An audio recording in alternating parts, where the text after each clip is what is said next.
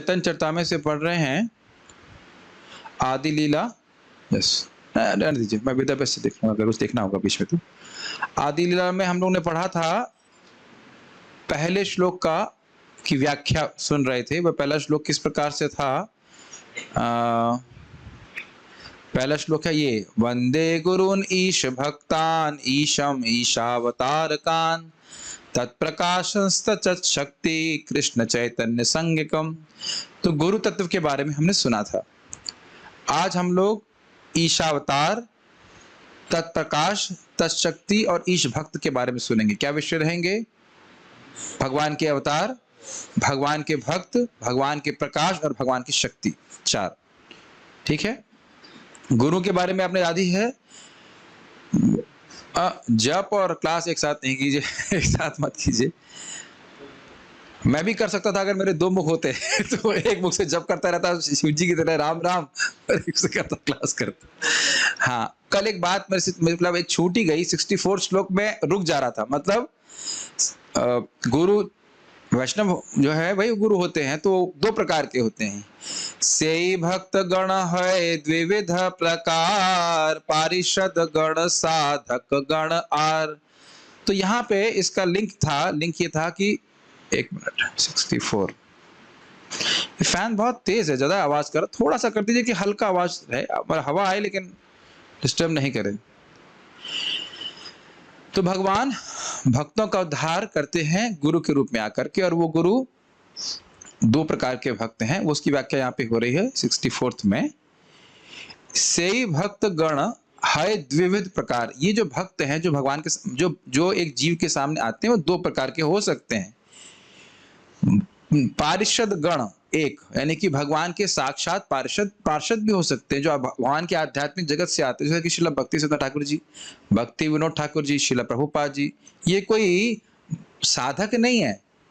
रघुनाथ दास गोस्वामी, रूप गोस्वामी, ये कोई साधक नहीं है, ये नित्य सिद्ध पार्षद हैं और जीवों के उद्धार के लिए भगवान की इच्छा से कभी कभी जगत पे प्रकट होते हैं। समझ तो आ रहा है आप लोग?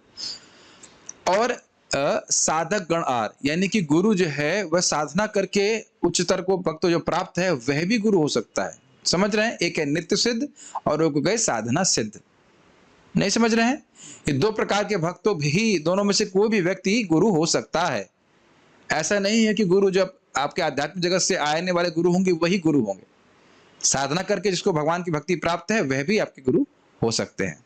अब हम लोग भगवान के अवतार के बारे में सुनेंगे।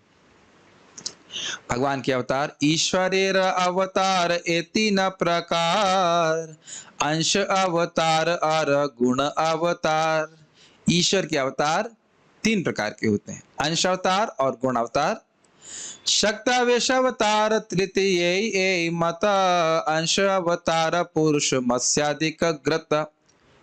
ग्रत नहीं होना चाहिए, ये स्पेलिंग मिस्टेक है। एक मिनट, क्या होना चाहिए? यत होना चाहिए, पुरुष मत्स्यादिक यत। तो ने कहा कि ये प्रभुपाद के इसमें दोनों श्लोक एक साथ हैं। तीन प्रकार के अवतार होते हैं, एक है अंश अवतार, दूसरे हैं गुण अवतार और तीन है शक्त्यावेश अवतार। अंश अवतार का अर्थ यहाँ पे अर्थ है स्वांश, क्योंकि यहाँ पे क्या नाम रखे गए हैं? पुरुष अवतार और मत्स्य अवतार। पुरुष अवतारों के बारे में जानते हैं आप? तीन पुरुष कौन होते हैं? मध्यम पुरुष, प्रथम पुरुष और उत्तम पुरुष। ये तो ग्रामर वाले पुरुष हैं। याद आ रहा है कौन से पुरुष? महाविष्णु, गर्भोदकशाही विष्णु और क्षीरोदक विष्णु। अगर भगवान के पास 100 किलो ताकत है तो गर्भोदकशाही विष्णु के पास कितनी ताकत है?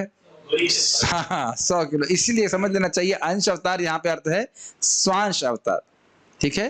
तो लेकिन स्वांश का अर्थ क्या हुआ? यहाँ पे प्रभुपाद यहाँ पे अनुवाद कर रहे हैं पार्शल इंकारनेशन। पार्शल का अर्थ क्या है तो भगवान के समान ही शक्तिशाली, लेकिन शक्ति को पार्शली प्रस्तुत कर रहे हैं, मतलब आंशिक रूप से प्रस्तुत कर रहे हैं, इसलिए अंश अवतार कह रहे हैं। इसलिए कहीं यह ना समझ लीजिएगा कि ये जीवांश है, पर भिन्नांश नहीं है ये, क्योंकि आगे फिर शक्त्यावेश अवतार की बात कैसे हो जाएगी? अंश अवतार का बात समझ पा रहे हैं आप लोग? ये बहुत भ्रमित हो सकते हैं। पार्शल इनकारनेशन ये नहीं कि भगवान कुछ कट करके आ रहे हैं, वो वही भगवान है, लेकिन अपने आप को अवतार के रूप में विस्तारित करते हैं, लेकिन एक विशेष प्रयोजन के लिए विस्तारित कर रहे हैं, तो 100% शक्ति होते हुए भी उतनी शक्ति का वह प्रदर्शन नहीं करते। तो यहाँ अंश अवतार का अर्थ हुआ स्वांश अवतार, इसलिए प्रभुपाद जी अनुवाद किए, यहाँ पे लिखा हुआ है अंश अवतार पुरुष मत्स्यादिक यत। मत्स्य अवतार, पुरुष अवतार, ये सब भगवान विष्णु तत्व के अवतार है ना, विष्णु तत्व है ना, ये बात बोल रहे हैं। बहुत ध्यान पूर्वक पढ़ना होगा, नहीं तो गलत समझेंगे। बोला लिखा गया है ए, हमें समझ में आएगा बी, और सामने वाला क्या समझेगा सी, ये बहुत दिक्कत है। तो अंश अवतार का अर्थ यहाँ पे क्या है? स्वांश अवतार, विष्णु तत्व। ठीक।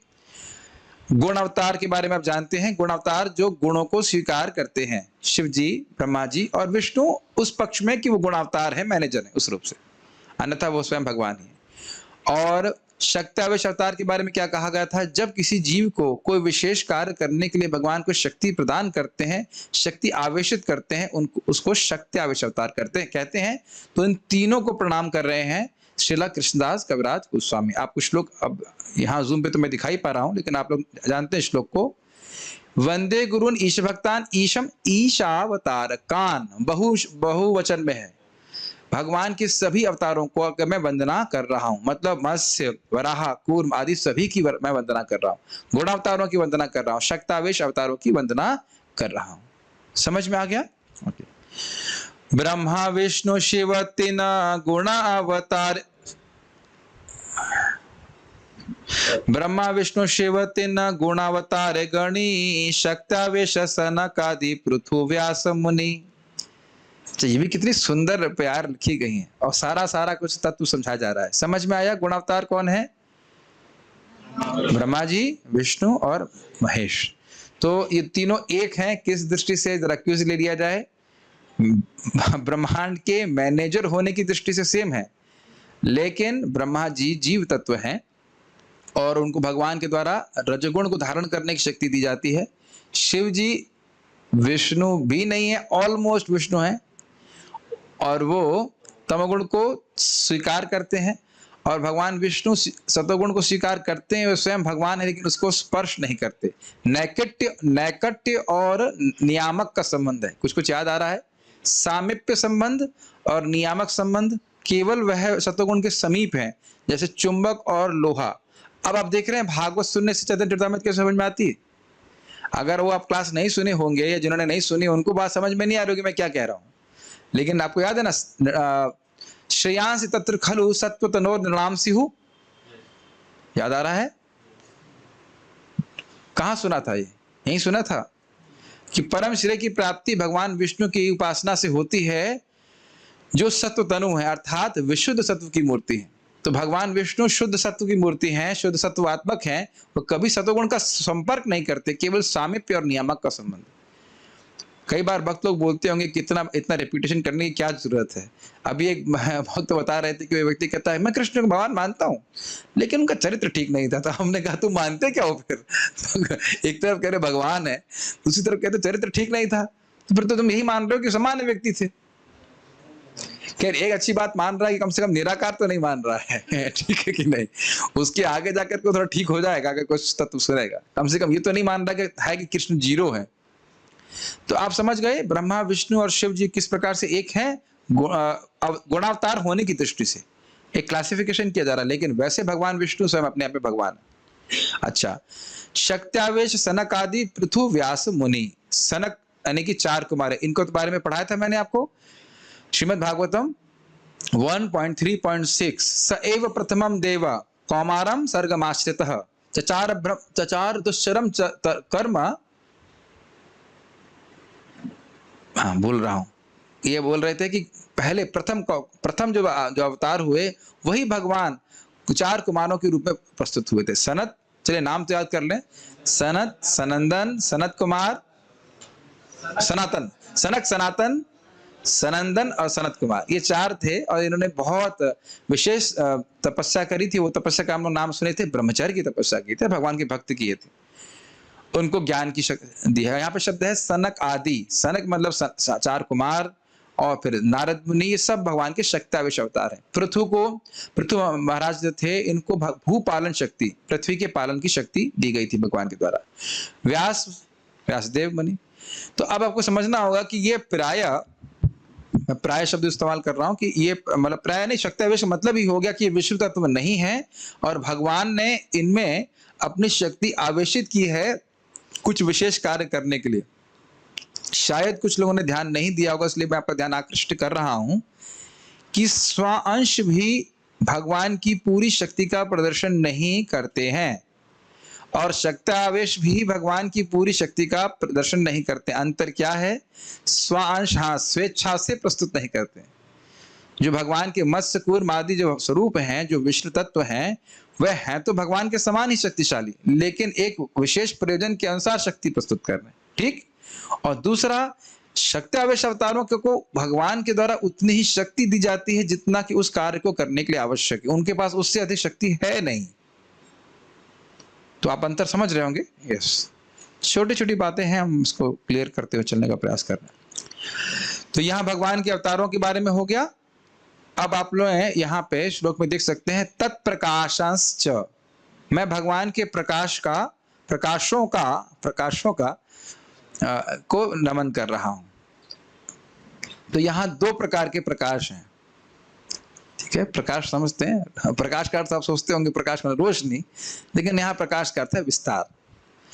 तो भगवान के प्रकाश, भगवान मतलब भगवान श्री कृष्ण के प्रकाश। द्विरूप होय भगवानेर प्रकाश, एकत प्रकाश होय आरत विलास। इसको कृपया जरूर समझ लीजिएगा। अब देखिए, ये सब श्लोक जो हैं, ये सब लघु भागवतामृत में बड़ी गंभीरता से, बड़ी विस्तार में समझाए गए और मैं भी समझाऊंगा फिर से लघु भागवतामृत में जब हम लोग भागवतम की चर्चा करेंगे। यहाँ सार भाग रूप में समझ लीजिए, यहाँ पे भी लघु भागवतामृत के श्लोक आएंगे आपके सामने। भगवान के प्रकाश दो प्रकार के होते हैं। प्रकाश मतलब विस्तार, एक्सपेंशन, दो प्रकार के होते हैं। एक तो प्रकाश होए और तो विलास। एक को प्रकाश कहते हैं और दूसरे को विलास कहते हैं। देखिए, पहला जो लाइन में शब्द आ रहा है द्विरूपे होए भगवानेर प्रकाश, यहाँ प्रकाश मतलब समान रूप से विस्तार। ठीक है, विस्तार। लेकिन आप उस विस्तार में दो भाग कर लीजिए। एक का नाम है स्पेसिफिकली प्रकाश और एक का नाम है विशेष रूप से विलास। भगवान के विस्तार कितने प्रकार के होते हैं? 3 या 4? 2। चेक कर रहा था कि आप समझ पा रहे हैं कि नहीं। 2 होते हैं विस्तार, 2 प्रकार के विस्तार होते हैं। 2 विस्तार नहीं होते हैं, 2 प्रकार के विस्तार होते हैं। प्रकाश और विलास, विलास और प्रकाश, प्रकाश और विलास। और अब समझ में आ गया, बोलेंगे तो समझ में आ जाएगा। माता जी, कितने प्रकार के विस्तार होते हैं? जो जाहनवी माता जी, हाँ 2। क्या नाम? मेरी माता जी, कितने प्रकार के होते हैं? रघुपति प्रभु, वेरी गुड। श्रीकांत जी महाराज, इतना पकड़ में आ रहा है? जब तक बोलेंगे नहीं तो समझ में आएगा कौन सा प्रकाश कौन सा विलास। हम तो अंधकार में ही रह जा रहे हैं। ठीक है, ये बहुत महत्वपूर्ण है, सब कुछ बहुत महत्वपूर्ण है। भगवान के बारे में जो कुछ भी आप जानते हैं, जानना चाहते हैं, सब कुछ बहुत महत्वपूर्ण है। जितना जानेंगे, अरे ये तो बड़े अद्भुत भगवान है, तो किसी और की पूजा करने के बारे में सोचेंगे नहीं, इतने अद्भुत भगवान को छोड़ करके क्यों पूजा करेंगे किसी की। अच्छा, एक विग्रह यदि हय बहुरूप, आकारे भेद नाही एक स्वरूप। भगवान का एक ही विग्रह यदि बहुरूप में हो जाता है, आकार ते भेद नहीं, उनमें भेद नहीं होता आकार का, एक ही स्वरूप। जैसे मान लीजिए मैं ऐसे क्लास दे रहा हूँ, एक विशेष प्रकार की धोती कुर्ता पहनकर दिख रहा है। अब मैं अगर बगल में बैठ जाऊं और 2 लोग प्रवचन करें, कहेंगे अरे प्रभु जी आप ही को हम सहन नहीं कर पाते, दूसरा तो विस्तार मत कीजिएगा आप, मेरे पास शक्ति भी नहीं है। लेकिन भगवान अपने आप को एक ही साथ विस्तार करते हैं और वो विस्तारों में मतलब मुख्य बात यह है कि वो आकार में और स्वरूप में कोई भेद नहीं होता है ना। जैसे मान लीजिए मैं एक साइज का शुभ कृष्णदास, फिर मेरे डबल साइज का शुभ कृष्णदास हुआ तो अजीब हो जाएगा ना।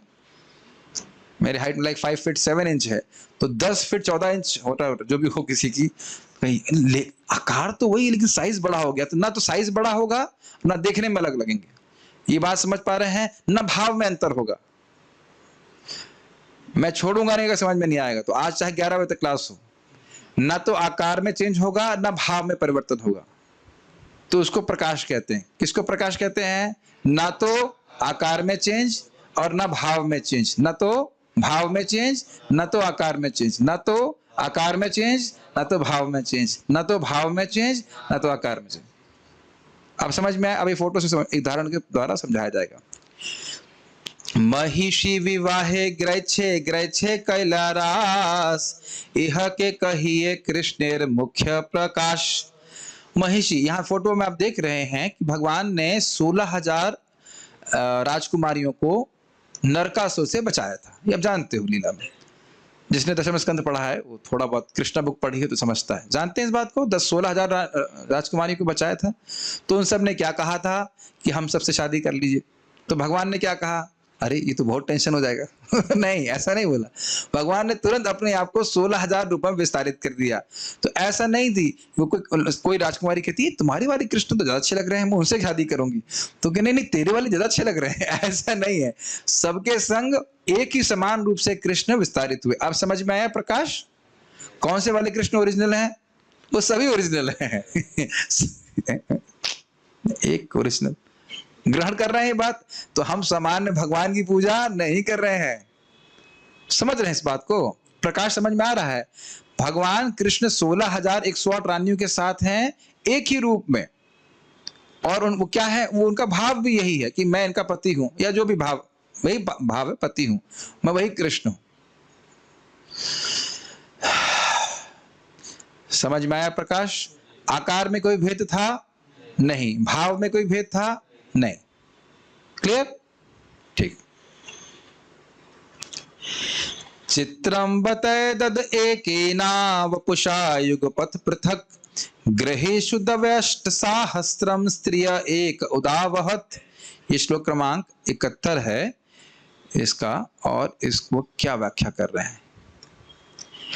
अब ये श्लोक जो है ये स्वयं नारद जी के द्वारा कहा गया है। बड़े आश्चर्य की बात है। चित्रम वैतद एकेना, बड़े चित्रम, विचित्र शब्द सुना आपने? बड़ी विचित्र, वही शब्द लीजिए चित्र। चित्रम बत एतद एकेना वपुषः।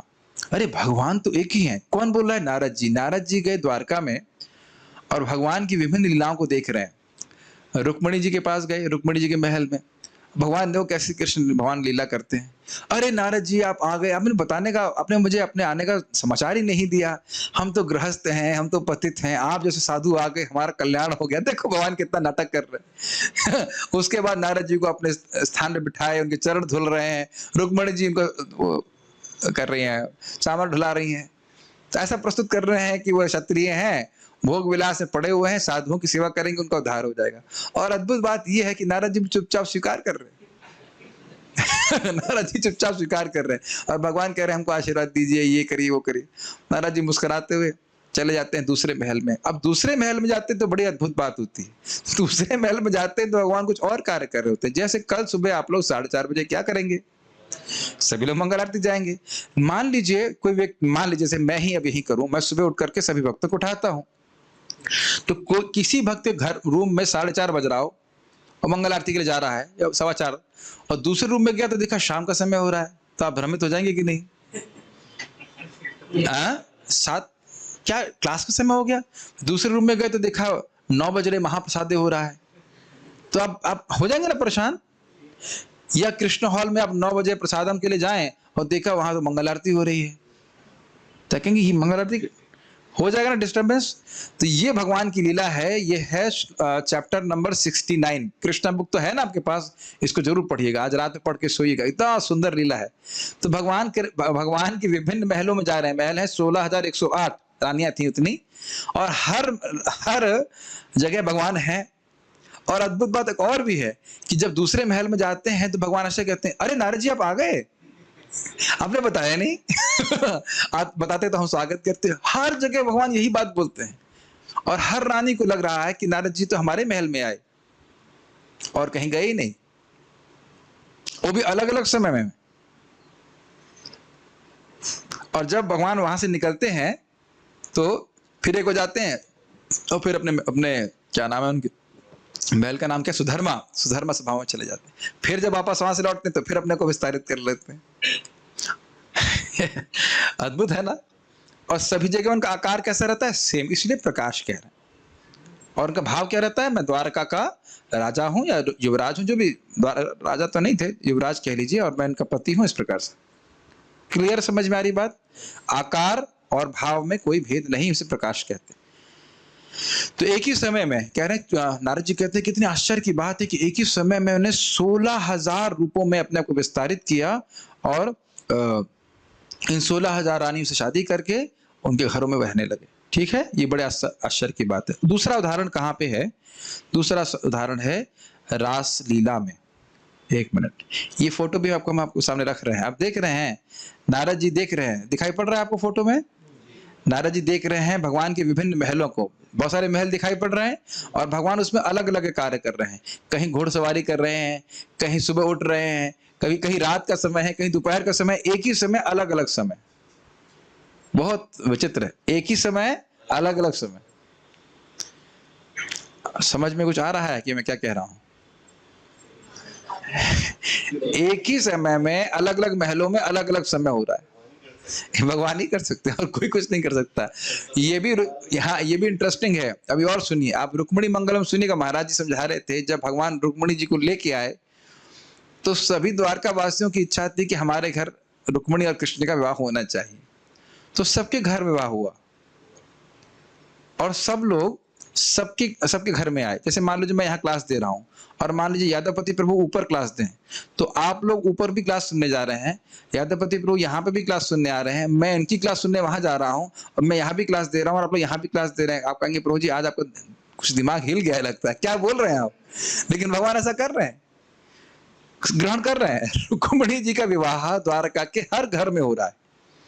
और ये हो तो चलो समझ में आती है कि रुक्मिणी जी ने विस्तार कर लिया, भगवान कृष्ण विस्तार कर लिया, पांडव भी हर घर में गए, वसुदेव जी भी हर घर में जाकर शादी मना रहे हैं। कोई मटेरियल लिमिटेशन नहीं है आध्यात्मिक जगत में जो हम यहाँ अनुभव करते हैं। आप जैसे सोच रहे हो ना, ऐसे यही होना ही चाहिए। अरे क्या बात है, वाओ वाओ तो निकलना ही चाहिए कि हम किसकी पूजा कर रहे हैं। अब ये, और ये मत सोचिएगा कि कहीं डुप्लीकेट वासुदेव जा रहे हैं। You can never understand God. और अच्छी बात है, आप उसी प्रकार से कृष्ण के बारे में सोचेंगे। अमेजिंग है ना भगवान। तो ये सब भगवान के प्रकाश विग्रह है, आकार और भाव में भेद नहीं है। दूसरा उदाहरण यहाँ पे दिया जा रहा है गोपियों के संग रासलीला का। ये तो प्रसिद्ध है, आप जानते ही हैं।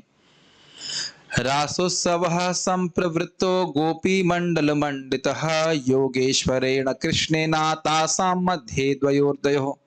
आप देख रहे हैं कि कृष्ण, इस फोटो में देख सकते हैं, कृष्ण हर गोपी के संग है, और कृष्ण का स्वरूप में कोई अंतर नहीं है, कृष्ण के आकार में कोई अंतर नहीं है, और कृष्ण के भाव में भी कोई अंतर नहीं। कृष्ण वहां पे अपने गोलोक विहारी के रूप में ही है, और सारे ओरिजिनल कृष्ण हैं।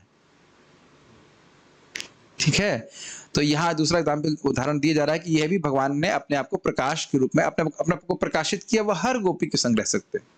इसमें तो कोई कठिनाई नहीं है। जो मेरे पास हरे कृष्णा है, रघुपति प्रभु, वही हरे कृष्णा आपके पास भी है क्या? वही है।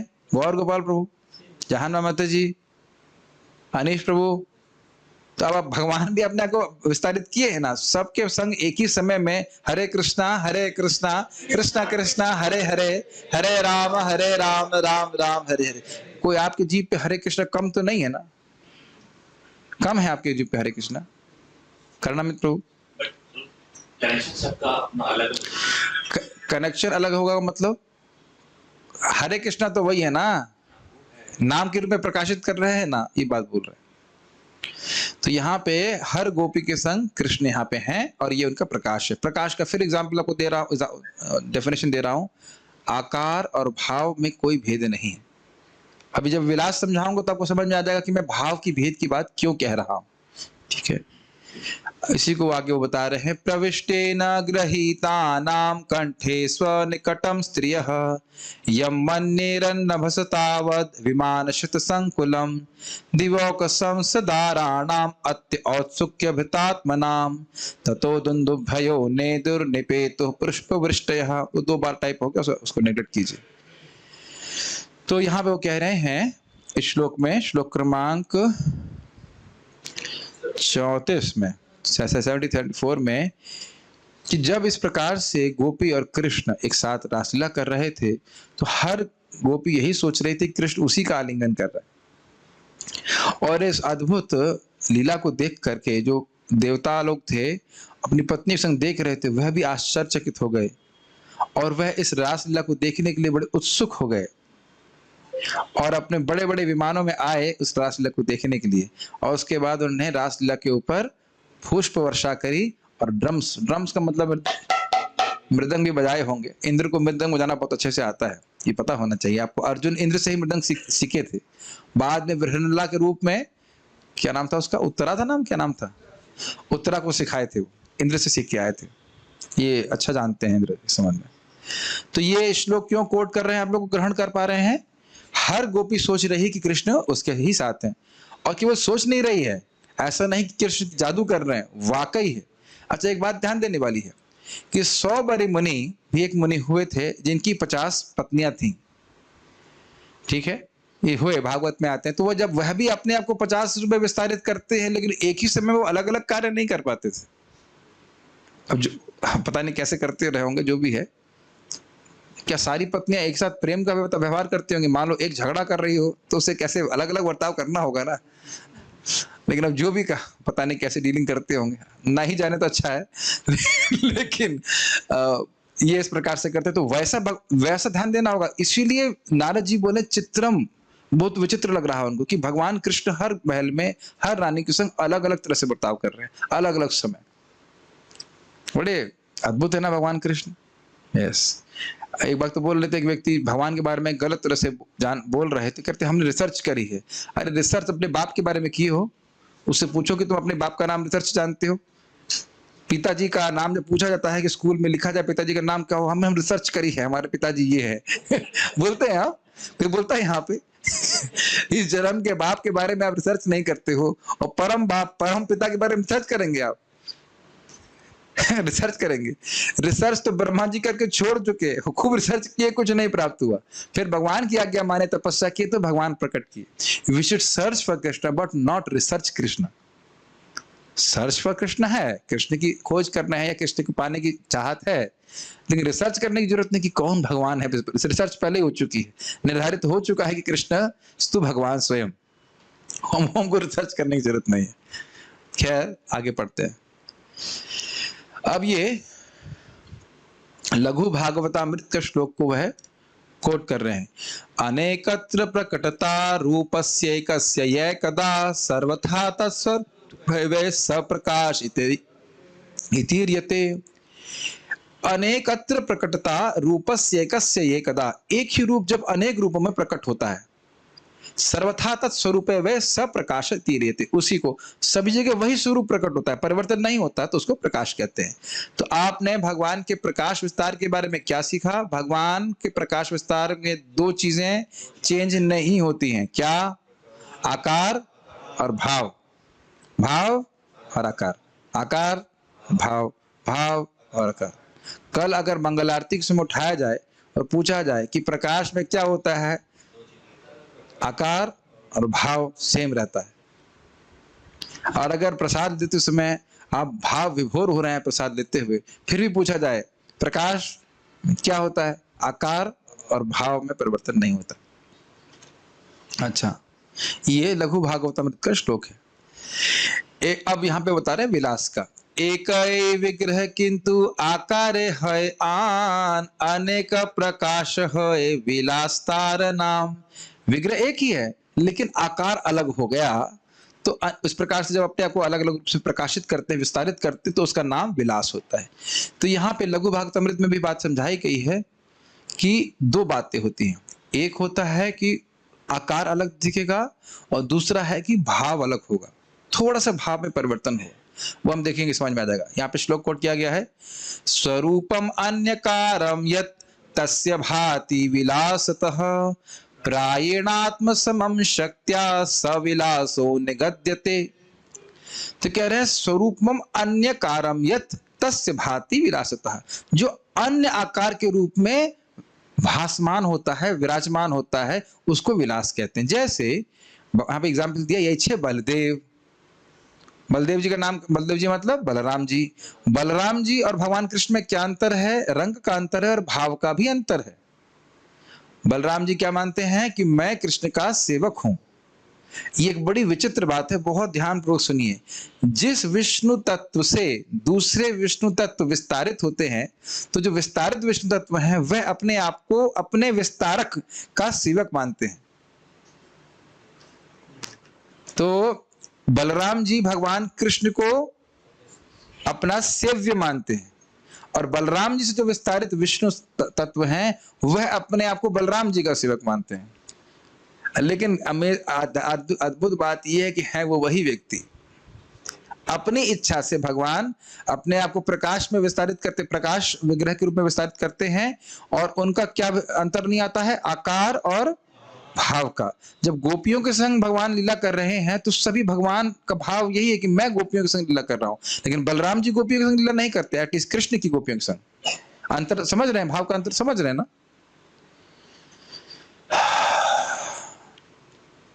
समझ में आ रहा है कि नहीं आ रहा है? बलराम जी क्या भगवान कृष्ण की गोपियों के संग लीला करेंगे? नहीं करेंगे ना। जितनी भगवान कृष्ण की रानियां हैं, बलराम जी का क्या भाव होगा उनके प्रति? क्या क्या संबंध है उनका? भाभी, हाँ भाभी का ही भाभी बोलेंगे, जेठ जेठ जेठ वाला भाव होगा। भगवान में भी सब चलता है, हाँ खूब चलता है, और शाश्वत रूप से चलता है। समझ रहे हैं ना? भगवान देखिए, फिर समझिए, भगवान अपने आप को विस्तार किए रानियों के साथ या गोपियों के संग, तो क्या वह सोच रहे हैं कि ये दूसरा वाला कृष्ण नंबर 1 है, कृष्ण नंबर 2 है? ऐसा तो नहीं सोच रहे हैं। लेकिन बलराम जी क्या सोच रहे हैं? मैं कृष्ण का कला अंश हूं, मैं उनका भाई हूं, मैं उनका सेवक हूं। यह पढ़ चुके, आप पढ़ोगे, एक्चुअली पढ़ोगे आगे जाकर, पढ़े थे लेकिन आप पढ़ोगे मतलब आगे के चैप्टर्स में है बात। नित्यानंद प्रभु के बारे में जब बात आ रही थी ना, वहां से, हे मेरे डिवोटीज, क्या आप मेरी बात समझ पा रहे हैं? विलास समझ में आ रहा है? आकार में भेद देख रहे हैं कि नहीं? रंग भेद है ना, बलराम जी गोरे हैं, कृष्ण श्याम वर्ण के हैं, और भाव का अंतर देख पा रहे हैं। तो विलास एक्सपेंशन जो है उसमें आकार भेद होगा कुछ, और भाव का भी हल्का सा भेद होगा। एक और बात हम बोल रहे हैं, प्रायणात्म समम शक्त्या, उन प्रायः उनकी शक्ति भगवान कृष्ण के ही समान होती है। सविलासो निगद्यते, उनको विलास कहते हैं। ध्यान ये भी देना होगा कि केवल भगवान कृष्ण ही अपने आप को विस्तारित नहीं करते हैं प्रकाश और विलास के रूप में, बलराम जी भी विस्तारित कर सकते हैं, अन्य विष्णु स्वरूप भी विस्तारित कर सकते हैं। ये एक जनरल डेफिनेशन। आज तो आप कहोगे बड़े बुरे फंस गए, आज तो पता होती इतनी कठिन क्लास है तो हम कभी नहीं आते। लेकिन कोई सामान्य व्यक्ति, क्या प्रकाश और विलास नहीं समझ में आ रहा है? अब होता ये है कि किताब तो हमने वितरण कर दी, ना तो खुद पढ़ी ना शायद सामने वाला पढ़ेगा। ये होती है। अगर पढ़ेंगे तो कहेंगे चलो समझ में नहीं आ रहा, छोड़ो आगे पढ़ते हैं, कौन सा एग्जाम देना है इसका। लेकिन नहीं, जितना भगवान के बारे में तत्व में समझेंगे उतना भगवान से प्रेम होता है, और अपराध से भी बचते हैं। कहीं हम सोचने लग जाएं कि विष्णु भगवान तो हल्के हैं, कम हैं कृष्ण से, तो वहां अपराध बन जाएगा। भगवान विष्णु या कृष्ण, भगवान बलराम में और कृष्ण में कोई भेद नहीं है सिद्धांत की दृष्टि से। ये लिखा ना, प्रायण आत्म समम शक्तिया, एक ही समान शक्ति वाले हैं, लेकिन फिर भी कृष्ण सर्वश्रेष्ठ भगवान है। ठीक है। यछे बलदेव पर व्योमे नारायण, यछे वासुदेव प्रद्युम्न आदि संकर्षण, वो संकर्षण डबल टाइप हो गया, कोई दिक्कत नहीं। जिस प्रकार से बलदेव, बलराम जी और भगवान कृष्ण, बलराम जी भगवान कृष्ण के डैश विस्तार हैं। कौन से विस्तार है? एक भाई न्यू डिवोटीज, यस, भगवान बलराम भगवान कृष्ण के डैश विस्तार हैं। डैश फिलअप कीजिए। कला विस्तार, कला तो ठीक बोला आपने, लेकिन यहाँ की अनुसार फिर भी सीख गए आप, कला सीख गए, ये बहुत बड़ी बात है, इतनी जल्दी सीख गए, सुनने का प्रभाव होता है। विलास विस्तार है, ये प्रकाश है। कंफर्म ना? क्यों विलास विस्तार है? क्योंकि आकार अलग दिख रहा है, रंग अलग दिख रहा है, और भाव भी अलग है कि मैं कृष्ण का दास हूं। अब तो समझ में आ गया होगा, ठीक। और इसी प्रकार से वासुदेव प्रद्युम्न संकर्षण आदि भी ये विलास विग्रह है। तो बलराम जी देखो लिख रहे हैं ना, कृष्ण से थोड़ा सा अलग दिख रहे हैं कि नहीं? गोरे लग रहे हैं कि नहीं? यस। और उनका भाव तो आप जानते हैं कि मैं कृष्ण का सेवक हूं, कृष्ण का भाई हूं इत्यादि। यहाँ पे हमने 4 भगवान के नाम रखे हैं यहाँ पे, ओम केशवाय नमः, ओम नारायण नमः, ओम माधवाय नमः, ओम गोविंदाय नमः। आप थोड़ा अंतर देख पा रहे हैं कि चक्र क्या है? चक्र, कमल, गदा और शंख, इनका क्रम अलग अलग है। आप इतना देख पा रहे हैं यहाँ पे, तो इस कारण से इनको अलग अलग रूप से चिन्हित किया जाता है। तो ये सब विलास विग्रह ही है। अगर प्रकाश विग्रह होता भगवान विष्णु का, तो चक्र इत्यादि का सारा जो क्रम जो कुछ भी होता बिल्कुल सेम रहता। ऐसा भगवान कर सकते हैं। केशव भगवान जिस रूप में आपको दिख रहे हैं, उसी रूप में वो कहीं और भी अपने आप को प्रकट कर सकते हैं, तब वो उनका प्रकाश कहा जाएगा। लेकिन यहाँ पे जब वो अलग अलग रूप में दिख रहे हैं, तो वह विलास विस्तार कहा जाएगा। पहले तो 3 विष्णु सुने थे, अभी 4 विष्णु, फिर 12 विष्णु। कितने विष्णु ये बताइए आप? अनंत विष्णु है। ठीक है, ओके। तो यहाँ पे भगवान के अवतारों का वर्णन हुआ और उनको प्रणाम कर रहे थे। तो ये 2 प्रकार के अवतार सुने आपने, प्रकाश और विलास। ये बात यहीं नहीं आएगी, आगे फिर आएगी, और फिर आगे फिर आएगी, फिर आगे फिर आएगी, और बहुत सारी जगह आएगी। ठीक है। अब भगवान की शक्ति को वह प्रणाम कर रहे हैं। वंदे गुरुन ईश भक्तान, ईशम, ईशम मतलब महाप्रभु, ईश अवतारकान, तत्प्रकाशन, प्रकाश का हो गया। अब तत्शक्ति, उनकी शक्ति को वो प्रणाम कर रहे हैं। कि आप लोगों का प्रोसेसर अभी भी चल रहा है, ये कह रहा है कि गर्म हो गया, गर्म हो गया, इसीलिए थोड़ा एसी चला दिया गया ताकि गर्म हो, प्रोसेसर तो ठंडा रहे दिमाग। कंप्यूटर जितना बहुत अगर ओवरलोड कर दो तो गर्म होने लगता है। लेकिन मुझे लगता है आप लोग समझ पा रहे होंगे, आप लोग बुद्धिमान डिवोटीज हैं, एबल टू अंडरस्टैंड। जो बात नहीं समझ में आ रही है, मैं फिर से रिपीट कर रहा हूँ, समझिए। आपको दोबारा पढ़ना पड़ेगा। अगर ऐसे पढ़ेंगे और बहुत रुचि आएगी पढ़ने में, पढ़ेंगे तो फिर आपको समझ में आ जाएगा कि हाँ, क्योंकि कान से एक बार सुना होता प्रकाश विलास ऐसे। और क्या होता है, जब हम पढ़ते हैं और सुना नहीं रहता है, तो वो धारण नहीं कर पाते कि प्रकाश का मतलब क्या, विलास का मतलब क्या। समझ रहे ना मेरी बात? तो उसको थोड़ा सा आपको मेहनत करनी पड़ेगी। एक बार उसको पढ़ सकेंगे तो अच्छा रहेगा। भगवान की शक्ति, ईश्वरेर शक्ति है एति न प्रकार, एक लक्ष्मी गण पूरे महिषी गण आर, व्रज गोपी गण आर सभा ते प्रधान, व्रजेंद्र नंदन जाते स्वयं भगवान। ईश्वर की शक्ति 3 प्रकार की है। एक है लक्ष्मी गण, वैकुंठ में भगवान लक्ष्मी जी के संग विहार करते हैं। पूरे महिषी गण, और पूरे महिषी मीन्स द्वारका की रानियां, महिषी मतलब रानियां। व्रजे गोपी गण, और व्रज में गोपियां। और ये सभी किसके विस्तार हैं? श्रीमती राधा रानी के, जो मुख्य भगवान की शक्ति है। नित्या प्रभु को समझ में आ रहा है? ठीक है। 3 शक्तियां कौन सी हैं? लक्ष्मी जी, द्वारका की रानियां और गोपीगण। तो इसमें कह रहे हैं व्रज गोपीगण और सभाते प्रधान। इन सभी में व्रज गोपियां जो हैं वो सर्वश्रेष्ठ हैं। तो कोई ये ना सोच लीजिएगा कि व्रज गोपियां वो सामान ग्वालिन हैं जो दूध बेचती हैं। अब समझ में आ रहा है कि किस प्रकार से हम अपराध कर सकते हैं। कोई आजकल लोग गाने कुछ भजन भी गाते हैं, मैं तेरी राधा बनूंगी, मैं ऐसे कुछ बनूंगी ना। कभी राधा नहीं बन सकते आप। श्रीमती राधा रानी भगवान के अंतरंग शक्ति हैं, उनके दासी बन सकती हैं। दासी की दासी होने का हमें प्रार्थना, या दास का दास होने की प्रार्थना तो जरूर करनी चाहिए, लेकिन राधा कभी नहीं बन सकते। जैसे आप कृष्ण कभी नहीं बन सकते, ऐसे श्रीमती राधा रानी भी आप नहीं बन सकते। सुना ना कई बार आपसे, एक मैंने सुना था यहाँ पे जो लखनऊ में कोई डीजी थे, डीआईजी थे क्या, मैं राधा राधा अपना राधा का अवतार अपनी क्या क्या बोलते थे, उनको पता ही नहीं श्रीमती राधा रानी है कौन। तो इसलिए शास्त्र में समझना चाहिए कि वो स्वयं क्या है, वो अभी आगे सुनेंगे आप, हाईएस्ट लक्ष्मी, ओरिजिनल मूल लक्ष्मी है। जय श्री शब्द हमने सुना था। और वो क्यों सर्वश्रेष्ठ बोले जा रहे हैं उनको? क्योंकि व्रजेंद्र नंदन जायते स्वयं भगवान, क्योंकि वे साक्षात व्रजेंद्र नंदन भगवान कृष्ण की सेवा करने का सुख प्राप्त करती हैं। तो 3 शक्तियों के बारे में समझे। कौन 3 शक्तियां हैं? लक्ष्मी जी, द्वारका की रानियां और व्रज गोपीगण, और उसमें सर्वश्रेष्ठ है श्रीमती राधा रानी। ठीक है।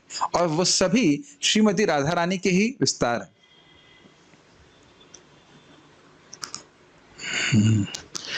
अब श्रीमती राधा रानी विस्तारित क्यों करती हैं, इसके लिए आप 3रे अध्याय की प्रतीक्षा कीजिए। वो अभी हम यहां नहीं बताएंगे, आप यहां नहीं बताएंगे। तो ये भगवान की शक्तियों को प्रणाम हो गया। अब भगवान के भक्त को प्रणाम कर रहे हैं। स्वयं रूप कृष्णेर काया व्यूहुतार सम, भक्त सहिते है ताहार आवरण। तो जो कह रहे हैं स्वयं रूप कृष्ण, जो भगवान श्री कृष्ण हैं, उन्हीं की काया व्यू, उन्हीं की काया के विस्तार हैं उनके जो नित्य सिद्ध पार्षद हैं। भक्त सहित है ताहारा आवरण। आवरण का अर्थ क्या रखा गया है यहाँ पे? आवरण लिखा हुआ है। तो यहाँ पे अनुवाद में हम देख लेते हैं कि अनुवाद क्या बोला जा रहा है ताकि कुछ गलत नहीं हो। 81 भगवान आदि कृष्ण जो हैं वह अपने ही स्वरूप अपने शरीर से विस्तार करते हैं। हाँ, आवरण सावरण वह अपने भक्तों के समूह के संग पूरे दिखाई पड़ते हैं। श्रील प्रभुपाद जी को सामने एक बार कृष्ण की फोटो रखी गई जिसमें कृष्ण अकेले थे। तो प्रभुपाद जी ने उनको शिक्षा दिया कि नहीं, कृष्ण कभी अकेले नहीं रहते, या तो किसी गोपी के संग होते हैं, या किसी गोप के संग होते हैं, या फिर किसी मयूर के संग होते हैं। इस प्रकार से रखना चाहिए। तो हमेशा अपने संग अपने भक्तों के संग होते हैं भगवान, ये समझ लेना चाहिए। ठीक है, ओके। जो भगवान का जितना शरीर है वो भगवान भक्त को ही प्रकाशित भगवान की जितनी अर्थ है वो भगवान को ही भगवान के भक्तों को ही प्रकाशित होता है, ये भी अर्थ है। ठीक है। भक्त आदि क्रमे कैला सबार वंदन, ए सबार वंदन सर्व शुभेर कारण। तो क्रम से भक्त आदि क्रमे कैला सबार वंदन। तो अब मैंने सभी प्रकार क्रम से सभी प्रकार के भक्तों की वंदना करी है, और उनकी वंदना के कारण उनकी वंदना ही सभी शुभ का कारण है। इनकी वंदना ही सभी शुभ का कारण है। आज ही मैं भक्तों को बता रहा था कि जब हम लोग संसार दावन लगाते हैं तो कृपया तब आप जप ना करें। जब हम लोग ऑनलाइन जब ऑनलाइन संसार दावन गवा रहे हैं, वो जप का समय नहीं है। हम श्रील प्रभुपाद जी की जो हमारे आचार्य हैं, जिनके द्वारा हम कृष्ण से कनेक्टेड हैं, और गुरु महाराज की गुणों का स्मरण कर रहे हैं, गुणों का गुणगान कर रहे हैं, और भगवान इससे बहुत प्रसन्न होते हैं। जो व्यक्ति रोज ब्रह्म मुहूर्त के समय ये संसार दावन गाता है, उसे सीधे साक्षात वृंदावन नाथ की सेवा प्राप्त होती। जनुष्वंत एवं सेवे विलभ्य जनुष्वंत एवं उसे मृत्यु के बाद भगवान की साक्षात सेवा प्राप्त होती है। तो लोग कभी कभी समझ नहीं पाते हैं। जैसे हम लोग घर में आरतियां गाते थे एक रूटीन की तरह, ये रूटीन की तरह नहीं है। एक एक गुण पे आप देखेंगे संसार, मैं अभी नहीं समझा रहा हूं, लेकिन एक एक गुण जो है एक प्रामाणिक वैष्णव का, गुरु का क्या होता है, उसका वर्णन वहां पे शिला विश्वनाथ चक्रवर्ती प्रभात कर रहे हैं। तो हमको मौका मिलता है इस प्रकार से करने का। और उसी प्रकार तुलसी पूजा भी जप का समय नहीं कि तुलसी पूजा हो रही, तुलसी जी से प्रार्थना कर रहे हैं तो हम जप कर रहे हैं। जो कार्य करें वो करें, उसको निष्ठा से करें, तब प्रगति होती है। एक बार में एक ही कार्य कर सकते हैं। जप करिए तो जप कीजिए, और मंगल आरती कर रहे तो मंगल आरती कीजिए, ऐसे करके करना चाहिए। ठीक है। हाँ, अगर आपके 2 मुख हैं और तीसरा हाथ है तो कोई दिक्कत नहीं है। दूसरा मुख तो है नहीं ना हमारे पास, इधर से निकला हो और उसे जब करते रहिए तो शिव जी की तरह कर सकते हैं, तो कोई दिक्कत नहीं। अभी तो वो स्थिति हमारे नहीं है। अच्छा, चलिए ठीक है। नहीं तो अगर भगवान ने दूसरा मुख दिया होता तो डबल निंदा कर रहे होते। अभी एक ही मुख से निंदा कर रहे हैं, दोनों मुख से निंदा करते कि नहीं। अरे तुमने उस भक्त के बारे में सुना, दूसरा मुंह बोला अरे तुमने उस भक्त के बारे में सुना क्या, तीसरा वाला बता रहे हो उसको तो तुम छोड़ ही दिए। तो भगवान ने इसीलिए एक ही मुख दिया कि इसी को तुम कंट्रोल कर लो, ये बहुत बड़ी बात है। खैर, प्रथम श्लोके कही सामान्य मंगलाचरण, द्वितीय श्लोके ते करी विशेष वंदन। जो प्रथम श्लोक था, ये जो हमने सुना ना, वंदे गुरुन ईश भक्तान ईशाम ईशावतारकान तत्प्रकाशन तत्शक्ति कृष्ण चैतन्य संगम, इसमें समान रूप से 6 लोगों को प्रणाम किया गया। आप कुछ याद है किसी भक्त को 6 तत्व क्या है जिनको प्रणाम किया गया? पहला, अरे श्लोक अगर सामने दिख रहा है तो गुरु, दूसरा भगवान के भक्त, तीसरा ईशम भगवान स्वयं, ईशा अवतार, उनके प्रकाश और उनकी शक्ति। अब जो दूसरे श्लोक में उन्होंने श्रीमन चैतन्य महाप्रभु और नित्यानंद प्रभु को विशेष रूप से नमस्कार किया। उसको करके ही हम रुकेंगे। किसी को थकान लग रही है, कमजोरी हो रही है, बेहोशी हो रही है, तो है स्थान, आप लेट जाइए, गिर जाइए, लेकिन हम रुकेंगे तभी जब उसको समझा देंगे। ठीक है। नहीं, बोला गया भागवत तब तक सुनी जब तक बेहोश ना होने लगे, तो अभी तो कोई बेहोश नहीं हो रहा है। ठीक है। तो अब हम दूसरे श्लोक की व्याख्या सुन रहे हैं। जो मूल 14 श्लोक थे उसमें दूसरे श्लोक बहुत सुंदर, ये बहुत सुंदर है, बहुत अच्छा। वंदे श्री कृष्ण चैतन्य नित्यानंदौ सहोदितौ गौड़ोदये पुष्पवन्तौ चित्रौ छन्दौ तमोनुदौ एक बार और। वंदे श्री कृष्ण चैतन्य नित्यानंदौ सहोदितौ गौड़ोदय पुष्पवंतौ चित्रौ शंदौ तमोनुदौ। वंदे श्री कृष्ण चैतन्य, मैं श्री कृष्ण चैतन्य महाप्रभु की वंदना करता हूँ। नित्यानंद प्रभु की वंदना करता हूँ। सह उदित, जो दोनों उदित हुए हैं। कहाँ उदित हुए हैं? तो गौड़ देश, गौड़ उदय, गौड़ांचल में। गौड़, गौड़ मतलब बंगाल, बंगाल में, बंगाल के स्थान में उदित हुए हैं। पुष्पवंत मतलब सूर्य और चंद्रमा के समान। चित्रो, बड़ी विचित्र बात है, वे सूर्य और चंद्रमा एक साथ तो उदित होते नहीं है। ये कैसे हो गए? और उदित होकर के शंदव, शंदव मतलब आशीर्वाद दे रहे हैं। तमोनुदव, और तम अंधकार को नष्ट कर रहे हैं। क्या आप कभी अनुभव करते हैं कि सुबह उठ करके सूर्य उगता है तो हमें एक आशीर्वाद का अनुभव होता है, चित्त में हम प्रसन्नता का अनुभव करते हैं जब सूर्य को देखते हैं? ये तो अनुभव करते हैं। और गर्मी में हम चंद्रमा को देखते हैं तो भी शीतलता का अनुभव करते हैं। ओ कभी, अच्छा अब ये बात समझ में आई। मैं सोच रहा था कि चंद्रमा और सूर्य का एग्जाम्पल क्यों दे रहे हैं। जय हो गौरांग महाप्रभु, अभी समझाया मेरे को, क्लास के समय समझ में आ रहा है। देखिए, सूर्य क्या करता है? अंधकार का नाश करता है।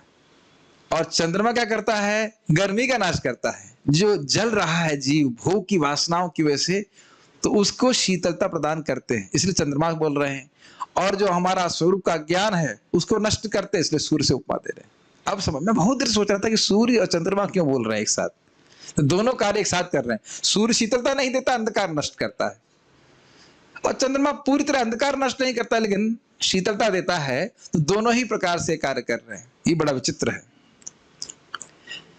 व्रजे ये विहरे पूर्वे कृष्ण बलराम, कोटि सूर्य चंद्र जिनी दुहार निज धाम। से दुई जग तेरा ए हिया सदय, गौड़ देश पूर्व शैले करिला उदय। व्रजे ये विहरे पूर्व कृष्ण बलराम, पूर्व में यानी 5000 साल पहले जो कृष्ण बलराम के रूप में व्रज में विहार कर रहे थे। कोटि सूर्य चंद्र जिनी दुहार निज धाम, करोड़ों करोड़ों सूर्य और चंद्र को जीतने वाले। क्या इसका अर्थ बताइए थोड़ा सा? इसका अर्थ है, कहीं कहीं फंस जाता हूं मैं। जिनी मतलब जीतने वाली, ओवरकमिंग। दुहार निज धाम, हाँ धामना, धामना का अर्थ है उनका द्युति, उनकी कांति। धामना स्वेन सदा निरस्त कूकम। यस, अब याद आ गया। कह रहे हैं कोटि सूर्य चंद्र जिनी दुहार निज धाम, करोड़ों करोड़ों सूर्य और चंद्र की आभा को भी जीतने वाली उनकी निज अंग की कांति है। किनकी? कृष्ण बलराम जी की, जिन्होंने पहले विहार किया था। कहां पे? ब्रज में, हाँ भाई वृंदावन में। से दुई जगतेर ह सदय, सदय मतलब नहीं, सदय मतलब सदय, दया के साथ। तो वही दोनों भैया दया के कारण इस जगत में प्रकट हुए हैं। कहां पे? गौड़ देश पूर्व शैले। देखिए, गौड़ देश मतलब हुआ बंगाल, और शैल, शैल पूर्व शैले मतलब पूर्व के क्षितिज। क्षितिज समझते हैं? आकाश का वो स्थान जहां पे वो सूर्य उगता है। करिले उदय, वह उदित हुए हैं दोनों। तो इस प्रकार से वो कह रहे हैं ये उदित हुए हैं। फिर क्या कर रहे हैं जरा देखिए। इसीलिए एक फोटो रखा है आपको, देखिए, आधे में सूर्य आधे में चंद्रमा दिख रहा है आपको। तो सूर्य भी है और चंद्रमा भी है। सूर्य क्यों है? अंधकार नाश कर रहे हैं। चंद्रमा क्यों है? शीतलता प्रदान कर रहे हैं। ठीक है। और हाँ, एक और इंटरेस्टिंग बात है, ये भी अच्छा है। नित्यानंद प्रभु ब्लू में रहते हैं और महाप्रभु यहाँ येलो में रहते हैं। लेकिन एक दिक्कत ये है कि येलो वाला भाग लेफ्ट में से घुमा देना चाहिए पिक्चर में, तो थोड़ा अच्छा रहता है। लेकिन जो भी है, आप भाव समझ गए, ग्रहण कर लिया आपने, ठीक है। श्री कृष्ण चैतन्य आर प्रभु नित्यानंदा, जहार प्रकाशे सर्व जगत आनंद। बड़ा स्पष्ट है, श्री कृष्ण चैतन्य और नित्यानंद प्रभु, उनके प्रकाश से पूरे जगत में आनंद हो रहा है। ये तो हम कितने भक्तों के जीवन में देख ही रहे हैं, कितना बोरिंग, कितना दुखमय जीवन जी रहे थे, लेकिन महाप्रभु के भक्तों के संग में आकर हरे कृष्ण मंत्र जप करके, कीर्तन करके सुखी हो रहा है। ठीक है, ये तो उसमें कोई दिक्कत नहीं समझने में। जय श्री श्री गौरताय भगवान की जय। ठीक है, गौरांग महाप्रभु नित्यानंद प्रभु की बहुत अतिशय कृपा है, दया है कि वो इस प्रकार से अवतरित हुए।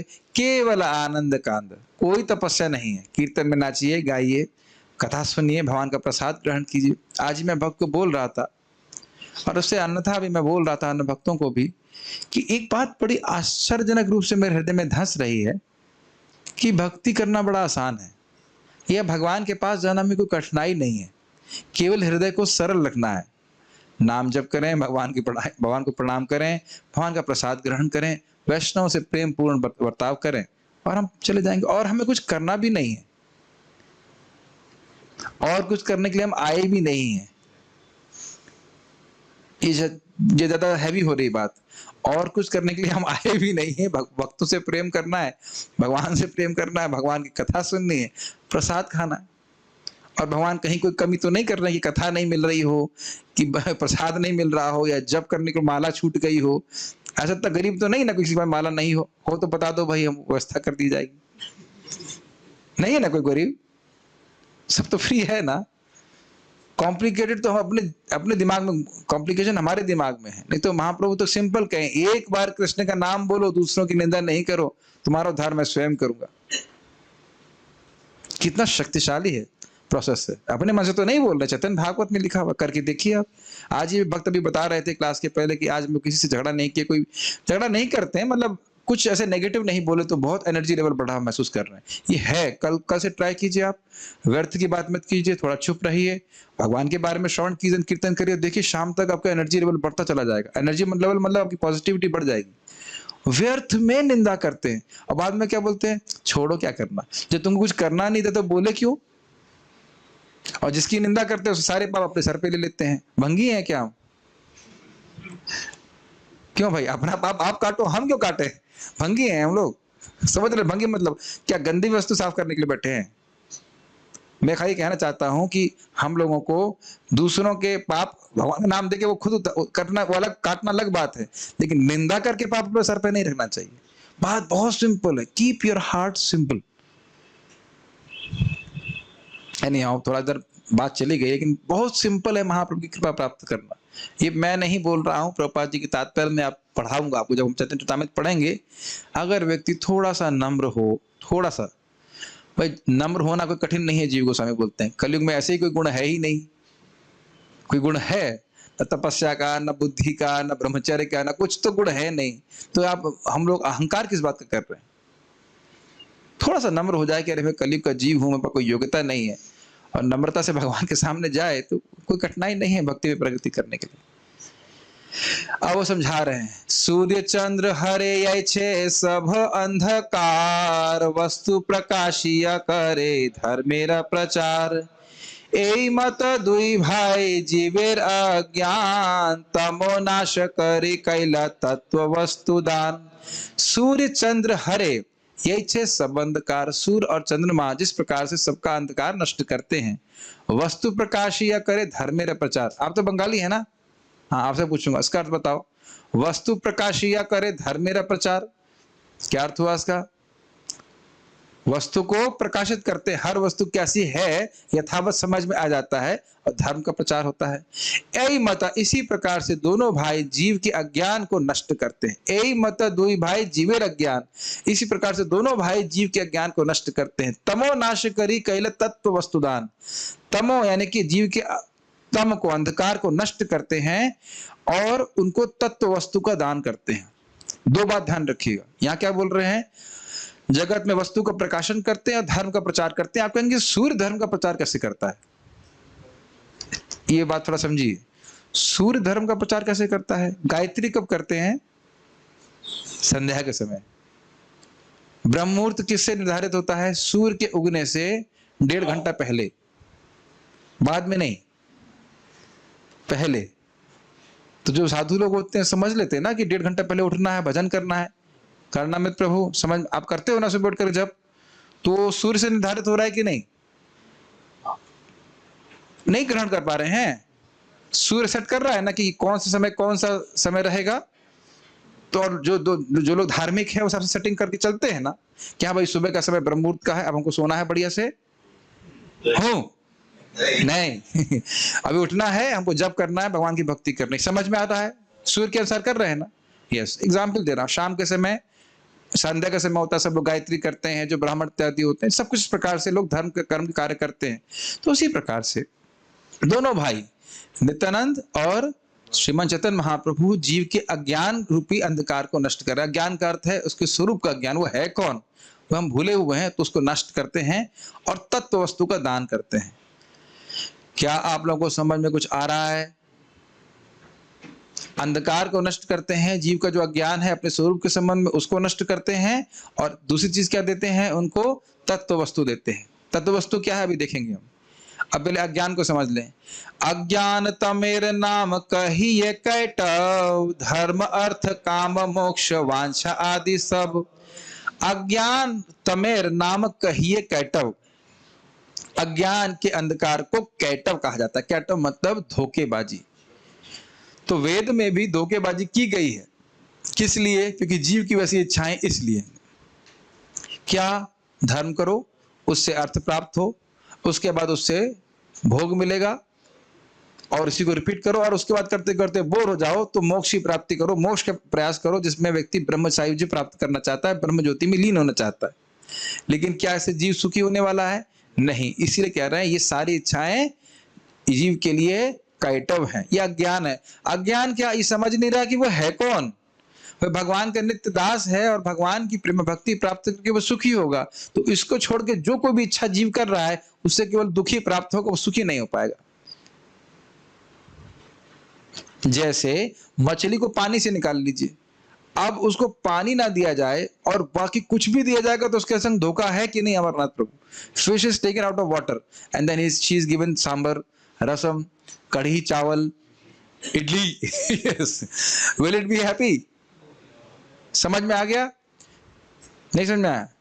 कृष्ण की भक्ति करके ही जीव सुखी हो सकता है। वो ना दिया जाए और धर्म दे, अर्थ दे, काम दे, मोक्ष दे, मोक्ष तो ले लो भाई, मुक्ति ले लो ना, उससे किसी भी वस्तु से जीव सुखी नहीं हो सकता है। तो ये सब अज्ञान है, तो इसको नष्ट करते हैं। हम लोग को समझ में तो आ रहा है ना कि नहीं भाई, स्वर्ग वर जाने से कोई फायदा नहीं है। कोई ब्रह्म ज्योति में लीन होना चाहता है क्या? नहीं। तो ये समझ में कैसे आ रहा है? ये महाप्रभु की कृपा से ही हमको समझ में आ रहा है। हरे कृष्ण मंत्र कर रहे हैं, उनके भक्तों का संग कर रहे हैं, तो हमको समझ में आता है ये बात कि ये सब चीज हमारे लिए अच्छी नहीं है। समझ में आ रहा है? ओके। अब आप लोग सब जानते होंगे, धुरंधर होंगे श्लोक को बोलने में।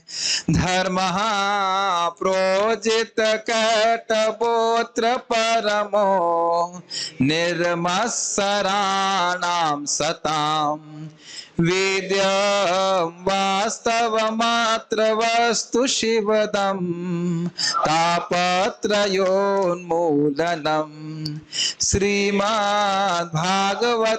महामुनिकृते किं वा परैरीश्वरः सद्यो हृद्यवरुध्यतेऽत्र कृतभिः शुश्रूषुभिस्तत्क्षणात्। मुझे इसलिए हंसी आ रही, मैं जूम के डिवोटीज को देख रहा हूँ, ये श्लोक देखते ही सब लोग एक्टिव हो गए, क्योंकि इतना गवाया है, इतना गवाया है कि एक श्लोक तो प्रभु जी दिखा दे कि हमको आता है। गुड। तो उस श्लोक का अर्थ भी जानते होंगे कि इस भागवत में हर प्रकार के झूठे धर्म को झाड़ू मार करके बाहर निकाल दिया गया है। किसको अच्छा लगता है? जो निर्मत्सर है, किसी से ईर्ष्या नहीं करते। पर उत्कर्ष असहनम तद मात्सर्यम इति मात्सर्यम तद रहिता नाम। जो दूसरे के उत्कर्ष को ना सहन कर पाए उसको मत्सरता कहते हैं, उससे रहित लोगों को निर्मत्सर कहते हैं। सताम मतलब भगवान के भक्त। जीवानुकंपी नाम, जो दूसरे जीवों पर दया करने वाले हैं, उनको ये भागवत धर्म अच्छा लगेगा। ऐसा लग रहा है भागने की तैयारी में है। बंद कर दीजिए, ऐसे इसी तरह गर्म तो नहीं हो रहा है। और वेद्यम वास्तवम अत्र वस्तु, इस भागवत में व्यक्ति को वास्तविक वस्तु भगवान कृष्ण के बारे में जानकारी मिलेगी। क्या हो जाएगा? तो कह रहे शिवदम, कल्याण मिलेगा। और क्या होगा? तीनों तापों का उन्मूलन हो जाएगा, जो आदि दैविक इत्यादि कष्ट होते हैं। किसने लिखी है? श्रीमद् भागवते महामुनि कृते। श्रीमद् भागवत को तो महामुनि व्यासदेव जी ने लिखा है, स्वयं नारायण के अवतार हैं।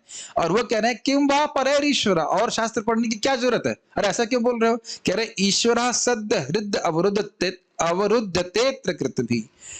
ईश्वर भगवान कृष्ण तुरंत ही उस व्यक्ति के हृदय में अवरुद्ध हो जाते हैं जो शुश्रूषुभिस्तत्क्षणात्, जिस क्षण वह भागवत को सुनने की इच्छा करता है।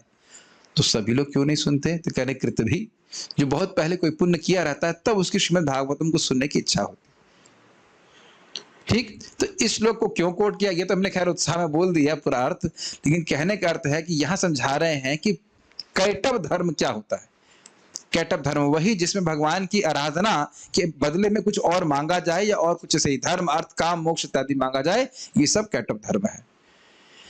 तो अब उसमें बड़ा सुंदर श्लोक कह रहे हैं, इसको जरा देखिए। तार मध्य मोक्ष वांछा कैटव प्रधान, जहां है ते कृष्ण भक्ति है अंतर ध्यान। ये तो याद कर लीजिए, 4 बार बोलिए इसको। तार मध्य मोक्ष वांछा कैटव प्रधान, जहां है ते कृष्ण भक्ति है अंतर्धान। जोर से ऊपर। तार मध्य मोक्ष वांछा कैटव प्रधान, जहां है ते कृष्ण भक्ति है अंतर्धान। तार मध्य मोक्ष वांछा कैटव प्रधान, जहां है ते कृष्ण भक्ति है अंतर्धान। तार मध्य मतलब उनके मध्य में, मतलब धर्म, अर्थ, काम और मोक्ष के मध्य में मोक्ष की वांछा कैटव प्रधान सबसे बड़ा धोखा है।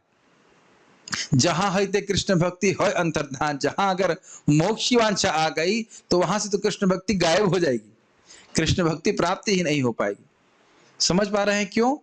अब तो बहुत लंबे समय तक भाई ब्रह्म ज्योति में लीन हो गए तो ना कृष्ण रहेंगे ना हम रहेंगे, हम रहेंगे लेकिन हमारी इंद्रियां तो रहेंगे नहीं। अब बहुत और कोई वक्त प्रीचिंग करने भी नहीं आएगा, कोई डिस्टर्ब नहीं करेगा, पड़ा रहूंगा वहां पर। यही तो है अर्थ। भाई मान लो स्वर्ग में भी चले गए, फिर घूम के यहाँ गिरेंगे। स्वर्ग में भी कभी कभी प्रीचिंग के लिए जाते हैं भक्त लोग, प्रीचिंग कर सकते हैं। अब ब्रह्म ज्योति में कौन प्रीचिंग करने जाएगा? जो ब्रह्म ज्योति में लीन होना चाहते हैं वे अपने एक आध्यात्मिक आत्महत्या के समान है। तो इसलिए कह रहे हैं कि ये सबसे बड़ा धोखा है जीव के प्रति। अरे आप ऐसे ही मुक्त हो जाते हो, अभी क्या हम लोग मुक्त हैं या नहीं है? हैं, भगवान के बारे में चर्चा कर रहे हैं। नाम जप करते हो मुक्त हो कि नहीं? भगवान का प्रसाद खाते हैं, किसी भी प्रकार से भगवान की आप सेवा कर रहे हैं, चाहे पढ़ रहे हैं, चाहे जप कर रहे हैं, चाहे प्रणाम कर रहे हैं, आप ऐसे ही मुक्त हो। और यही वास्तविक मुक्ति है भक्तों के लिए। ये भगवान में जाकर या भगवान की ज्योति में लीन हो जाना ये बिल्कुल अच्छा नहीं है। तो ये इसीलिए तत्व सुनना बहुत जरूरी है। नहीं तो प्राय भारत में क्या बोलेंगे, भगवान में लीन हो जाते हैं, भगवान में लीन हो गए, या लीन हो जाना ही उद्देश्य है जीवन का। ये बड़ा प्रचार किया है मायावादी लोगों ने, प्राय यही बात बोलते हैं। क्या आपने यही बातें सुनी है, भगवान में लीन हो जाना? जब आप लोग भक्ति में नहीं आए थे, कभी सुने थे भगवान में लीन हो जाने के बारे में? भगवान के धाम में जाकर उनकी सेवा करने की बात सुने थे कभी? इस्कॉन में आने से पहले कि वो लीन होने की बात सुने थे ना? तो इसलिए समझ लीजिए कि हमारा प्रचार अभी कमजोर है। अगर ये इतना प्रचार हो जाए कि सामान्य व्यक्ति भी कहे कि वैकुंठ जाना है, आप ये लीन होने की बात क्यों कर रहे हो, तब हमने प्रचार किया। सामान्य व्यक्ति को समझ में आ जाना चाहिए कि वैकुंठ जाना जीवन का उद्देश्य। भले वो बीड़ी फूक रहा हो, भले ही वो बीड़ी फूके, लेकिन उसे मालूम होना चाहिए कि जीवन का उद्देश्य वैकुंठ की प्राप्ति करना। इतना कम से कम कान तक उसके स्पर्श होना चाहिए कि हाँ वैकुंठ जाना है। भले यहाँ बीड़ी फूक रहा है, अभी वो जाने के लिए तैयार नहीं है, लेकिन उद्देश्य ये तो नहीं होना चाहिए कि मैं ब्रह्म में लीन होना चाहता हूँ। मैं ये भक्तों को बीड़ी फूकने के लिए नहीं बोल रहा हूँ। अब मेरा कोई ये बड़ा दिक्कत है, किसी उद्देश्य से कुछ बोलो, कुछ और सोच लेंगे, अरे ये प्रचारक तो बीड़ी फूकने के लिए बोल रहा है। नहीं, मैं ये कह रहा हूँ कि सबके पास ये मैसेज पहुंचना चाहिए कि वैकुंठ जाना जीवन का उद्देश्य है। बीड़ी फूको या कुछ भी करो, आगे की बात है, कम से कम मालूम तो चले कि उद्देश्य क्या है जीवन का। ये बड़ा खतरा है प्रवचन करने में। ए सुनो, बी सुनाई पड़ता है, फिर सी बोलते हैं, कहते हैं देखो प्रभु जी ने बोला है। प्रभुपाद के समय में ऐसा होता था। कई बार भक्त लोग बोलते थे Prabhupada said, Prabhupada said, Prabhupada, I never said this, ये तो मैंने कभी कहा नहीं, तुमने कैसे कैसे बोल दिया। खैर ये सब तो हो जाता है। उसके बाद श्रीधर स्वामी जी की देखिए टीका लिख रहे हैं, प्रशब्देन मोक्षाभिसंधिर अपि निरस्तः इति। यहाँ पे जो पिछले श्लोक में आपने देखा था, धर्म प्रोज्जित, उज्जित मतलब साफ करना, प्रज्जित मतलब बहुत बढ़िया से साफ कर देना। तो यहाँ प्र शब्द का मतलब है कि मोक्ष की इच्छा को भी निरस्त कर दिया गया है। केवल ईश्वर आराधना लक्षण धर्म निरूपित, ऐसे करके टीका में आया था कि श्रीधर स्वामी कहते कि नहीं, भगवान की आराधना कर रहे हैं तो मुक्ति भी नहीं चाह रहे, केवल भगवान की आराधना कर रहे हैं और बदले में केवल यही चाहते हैं भगवान हमारी भक्ति बढ़े। जैसे अब सोचिए, एक सिंपल सी बात है, मेरे को प्यास लग रही है, ठीक, मैं पानी पीने वाला हूं, ठीक है। पानी पीने का उद्देश्य क्या था?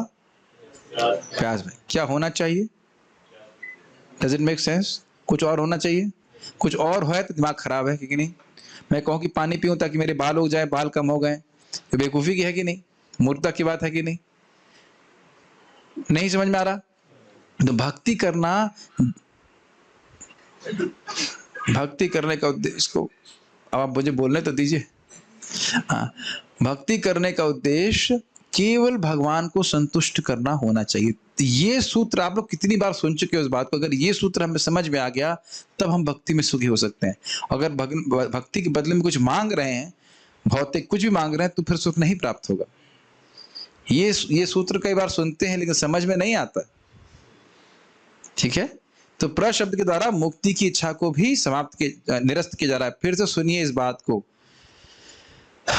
जब भक्त भोग और मुक्ति अपनी सेवा के बदले में नहीं मांगता है, तब उसको भक्ति का सुख का अनुभव भगवान देते हैं।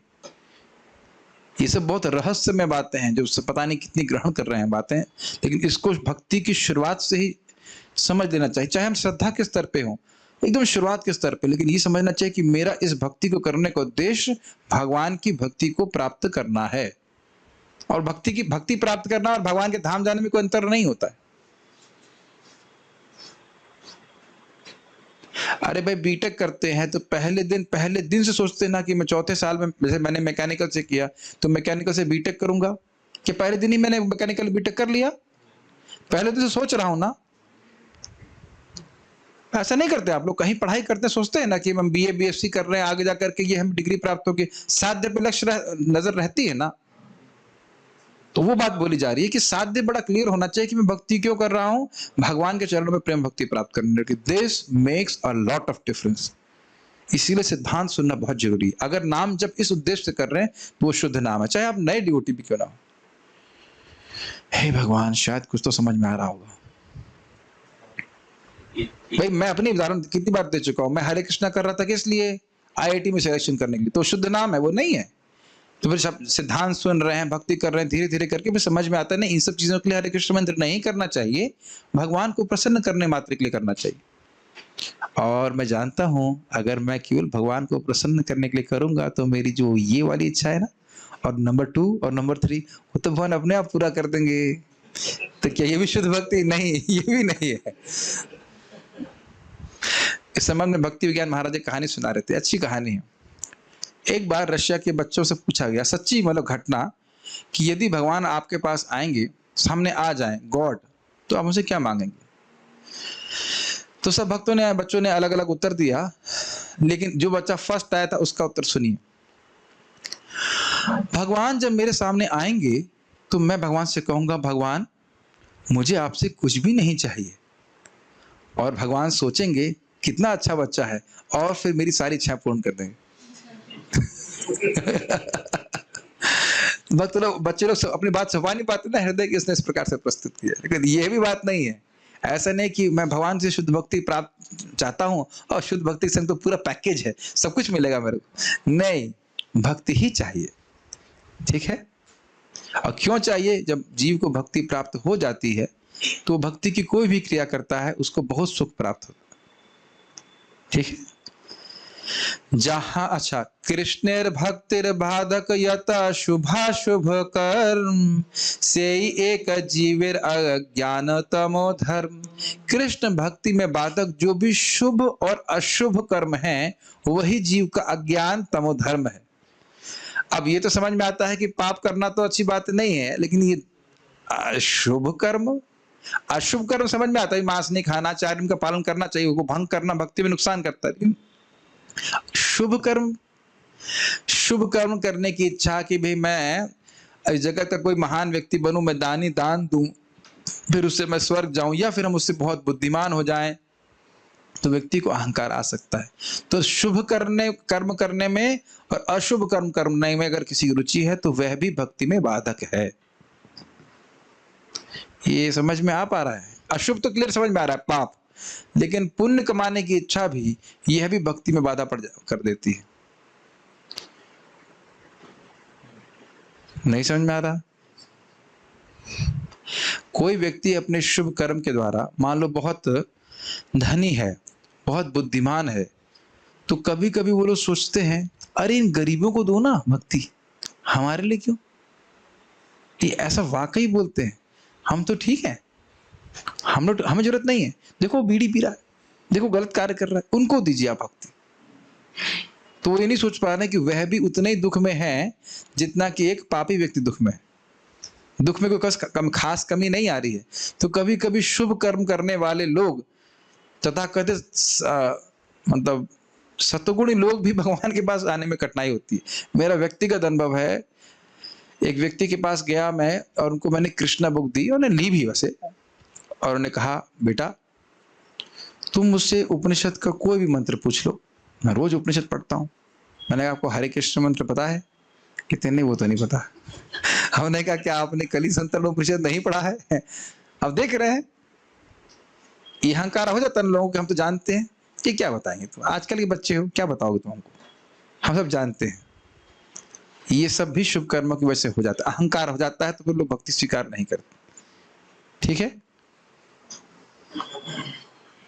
या शुभ कर्म में इतनी मति लगती है कि भगवान की भक्ति में नहीं लगते, ये भी एक कारण है।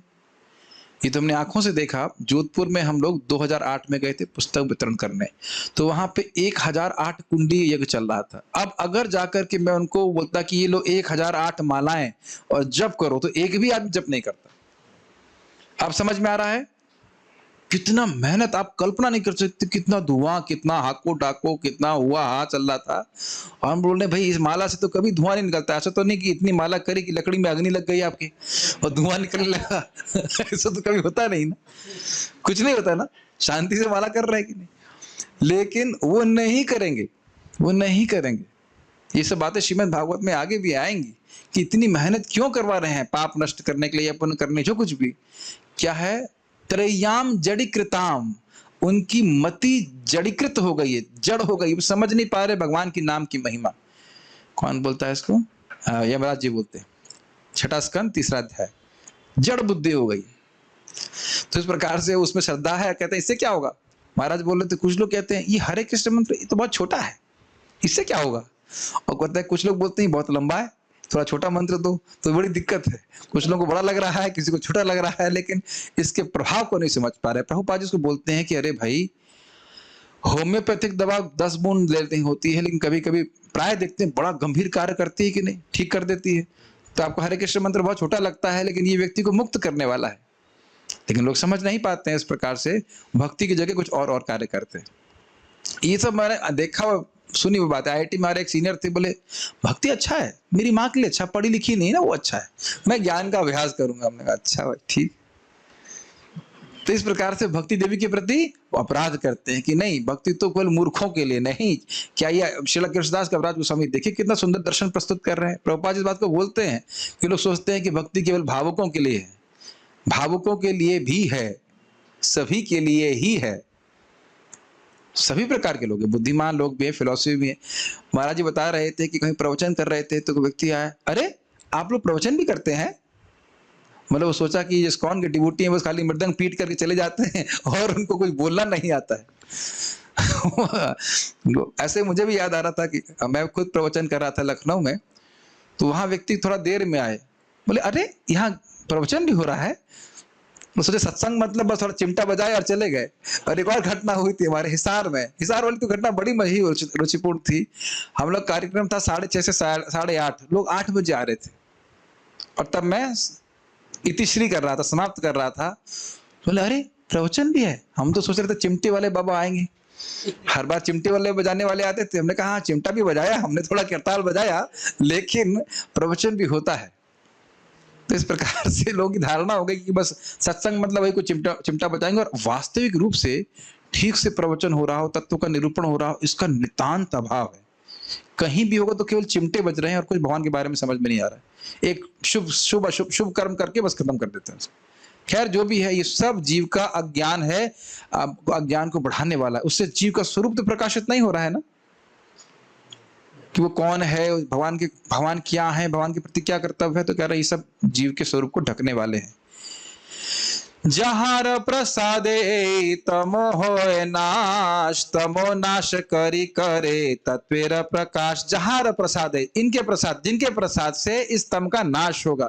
न तो भक्तों को शुभ कर्म करने में रुचि है और न भक्तों को अशुभ कर्म करने में रुचि। एक भक्त तो है जिनको हम कटाक्ष कर रहे हैं कि वृंदावन छोड़ करके शुभ कर्म करने चले गांव में चले गए थे, है कि नहीं? गए थे ना? अरे बहुत जरूरी कर्म है। अरे भाई वृंदावन में बैठे हरे कृष्ण मंत्र जप कर रहे हो, ठाकुर जी का दर्शन प्राप्त कर रहे हो, तुम वहां जाकर कुछ धर्म कर्म कर रहे हो, तो ये अज्ञान है। अभी वापस आए हैं भक्त, अब जाना नहीं है, एटलीस्ट कोई पूजा पाठ करने के लिए नहीं जाना है। बहुत ध्यान पूर्वक सुनिए, यदि हम सोच रहे हैं कि इस पूजा पाठ को करके, पूजा पाठ मतलब भगवान की भक्ति को छोड़ के कुछ करके मेरी भक्ति बढ़ जाएगी, तो ये भक्ति के प्रति अपराध है। एक तो ये, और दूसरा आप सोचे कि मैं वो पूजा पाठ नहीं करूंगा तो मुझे पाप लगेगा, तो भी ये भक्ति के प्रति अपराध है। समझ, दो पॉइंट समझ रहे हैं? कहो कि मैं श्राद्ध करूंगा, ये करूंगा, वो करूंगा तो मेरी भक्ति बढ़ जाएगी, तो ये भक्ति के प्रति अपराध है, क्योंकि भक्ति केवल भक्ति करने से बढ़ती है, एक बात। दूसरा, आप कहो कि मैं ये कर्म नहीं करूंगी, ये करूंगा तो मुझे पाप लगेगा, तो भी ये अपराध है, क्योंकि भक्ति करने वाले के सारे ड्यूटीज को भगवान पूरा कर देते हैं और कुछ करने की जरूरत नहीं है। कृष्ण भक्ति कैला सर्व कर्म कृत होए। मैं कृष्ण की भक्ति कर रहा हूं, मुझे और कोई पूजा पाठ करने की जरूरत नहीं, जरूरत ही नहीं है। ऐसा नहीं कि आप अनादर कर रहे हो, जरूरत ही नहीं। जड़ में पानी दे रहे तो हर पत्ते में पानी देने की जरूरत है? नहीं है। आप लोग सोच रहे होंगे प्रभु जी हम आज पहली बार क्लास में और आप कटाक्ष करना शुरू कर दिए। नहीं, अब क्लास में आए तो बताना जरूरी है। हमारा कर्तव्य है बता देना, स्वीकार करना नहीं करना वो आपकी बात है। ये नहीं है कि इधर कृष्ण जी का ऑल्टर हो सकता हो कृष्ण जी की सेना छूट जाए, इधर शिव जी की भी थोड़ा सपोर्ट ले लेते हैं, ऐसा नहीं होता है। भगवान की भक्ति करने से ही हम पूर्ण हो जाएंगे। ठीक है, ये बात इनका किसका वीडियो ऑडियो चला है, ये बात भगवान श्रीमन चैतन्य महाप्रभु की कृपा से समझ में आती है। और कैसे मिलती है कृपा उनकी? हरे कृष्णा कृष्णा कृष्णा हरे हरे, हरे राम राम राम हरे हरे। भगवान का नाम जप करिए, भगवान के बारे में श्रवण कीजिए, नियमित रूप से समझ में आ जाएगा कि हमें और किसी की पूजा करने की आवश्यकता नहीं है। तमो नाश करी तत्वेर प्रकाश, उसके अज्ञान का नाश करके उसके हृदय में तत्व का प्रकाश करते हैं। अब तत्व क्या है? तत्व वस्तु कृष्ण कृष्ण भक्ति प्रेम रूपा, नाम संकीर्तन सब आनंद स्वरूपा। ये प्यार ही कितनी सुंदर है ना, कितनी सुंदर। एक बार फिर से बोला जाए, तत्व वस्तु कृष्ण कृष्ण भक्ति प्रेम रूपा, नाम संकीर्तन सब आनंद स्वरूपा। एक बार और मन कर रहा है ना, तत्व वस्तु कृष्ण कृष्ण भक्ति प्रेम रूपा, नाम संकीर्तन सब आनंद स्वरूपा। थोड़ा टाइपिंग एरर हो गई, 16वां श्लोक नहीं है, 96वां श्लोक है, 96। वो आप लोग भावग्राही हैं, समझ लेंगे कि क्या इसका अर्थ है। 96 श्लोक है, इसका अर्थ देखिए। तत्व वस्तु क्या है? तत्व वस्तु हैं भगवान श्री कृष्ण और उनकी भक्ति, कृष्ण भक्ति, प्रेम रूप भक्ति, और नाम संकीर्तन जो आनंद स्वरूप है। नाम संकीर्तन से आनंद होता है, तो आप देखते हैं कीर्तन शुरू होता है तो लोग ताली बजाने लगते हैं, खुश हो जाते हैं, और इसके द्वारा ये प्राप्त होती है। कह रहे हैं कि भगवान कृष्ण और उनकी भक्ति जो प्रेम रूपा भक्ति है, जो प्रेम के द्वारा प्रकट होती है, वह इस संकीर्तन के द्वारा प्रकट प्राप्त होती है, जो आनंद स्वरूप है, साक्षात आनंद। आनंद उसका स्वरूप ही आनंदमय है, संकीर्तन का आनंद। इसीलिए संकीर्तन करने से लोग खुश हो जाते हैं, है कि नहीं? और न सिर्फ खुश होते हैं, इस संकीर्तन के द्वारा व्यक्ति को भगवान कृष्ण की प्राप्ति होगी। और भगवान कैसे प्राप्ति होगी? भगवान कृष्ण की भक्ति के द्वारा। कृष्ण की भक्ति मिलना और कृष्ण प्राप्त होना, इसमें कोई भेद नहीं है। ठीक है ना ये बात? तो ये है तत्व वस्तु। तो ये तत्व, ये सत्य समझ में आता है और व्यक्ति इसके लिए प्रकाश करता है, प्रयास करता है।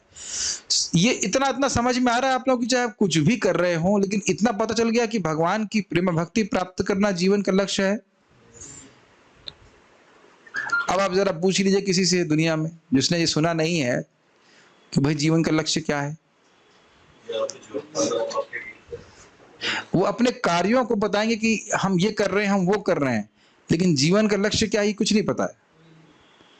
एकदम स्पष्ट हमको मालूम चल रहा है अंधकार नष्ट हुआ कि नहीं। जैसे अंधकार में व्यक्ति को कोई दिशा का ज्ञान होता है, कौन सी दिशा कहाँ है। क्या कभी आपने ऐसे अंधकार का अनुभव किया है, गुप्त गुप्त अंधकार जिसे कहते हैं, जिसमें पता नहीं चलता, अपने हाथ नहीं दिखते और पता नहीं चलता कि मुझे किस दिशा में जाना चाहिए। क्या कभी अनुभव किया है? गांव वगैरह में भी कभी कभी अनुभव होता है, और कभी कभी बिजली पूरी कट जाती, बिल्कुल नहीं दिखता है। ये स्थिति है कलयुग की। व्यक्ति को पता ही नहीं कि जीवन का लक्ष्य क्या है।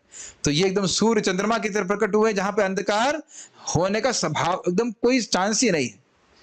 जो भक्त कृष्ण भावना में आने के बाद कुछ फिलॉसफी सुने हैं, भले ही भक्ति ना कर रहे हो, लेकिन पूछेंगे जीवन का लक्ष्य क्या होता है, तो बता देंगे कृष्ण प्रेम की प्राप्ति। ये है महाप्रभु की अद्भुत कृपा। चाहे बिल्कुल खुद भक्ति ना कर रहा हो, लेकिन इतना बता देगा जीवन का लक्ष्य जो है वो कृष्ण प्रेम की प्राप्ति है, भगवान के धाम जाना है, भले वो ना कर रहा हो।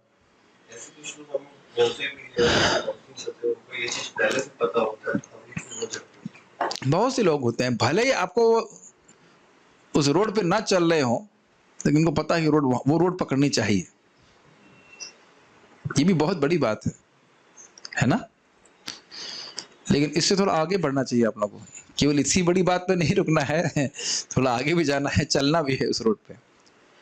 सूर्य चंद्र बाहिरे तमसे विनाशे, बहिर्वस्तु घटपट आदि से प्रकाशे। इस प्रकार से सूर्य और चंद्र बाहर के जितना भी अंधकार उसको नाश कर देते हैं, और बाहर जो वस्तुएं रखी हुई हैं, घट और पट, घट मतलब घड़ा और पट मतलब आकाश, वो सबको प्रकाशित कर देते हैं। इसी प्रकार से दुई भाई हृदय छाली अंधकार, दुई भागवते संगे करान साक्षात्कार। बहुत सुंदर। इसी प्रकार से दोनों भाई हृदय की छाली, हृदय को साफ कर देते हैं, हृदय के अंधकार को नष्ट कर देते हैं। हृदय का अंधकार क्या है? समझ नहीं, अपने स्वरूप का ज्ञान नहीं समझ पाना कि मैं कौन हूं, मुझे क्या करना चाहिए। दुई भागवत संगे करान साक्षात्कार, और दोनों भागवत, दो प्रकार के भागवतों का साक्षात्कार कराते हैं। एक भागवत बड़ा भागवत शास्त्र, और भागवत भक्त भक्ति रस पात्र। एक भागवत बड़ा भागवत शास्त्र, भागवत शास्त्र है, और दूसरा भागवत भक्त भक्ति रस पात्र, जो भक्ति का रस का अधिकारी है वो भागवत है। तो इन दो प्रकार के भागवतों को से मिलाते हैं, एक है श्रीमद् भागवत से और दूसरा भक्त से। और देखिए हमारा कितना बड़ा भाग्य है कि भक्तों का संग भी प्राप्त है और भागवत भी प्राप्त है, और भागवत भी प्रमाणिक आचार्यों के अनुसार प्राप्त है।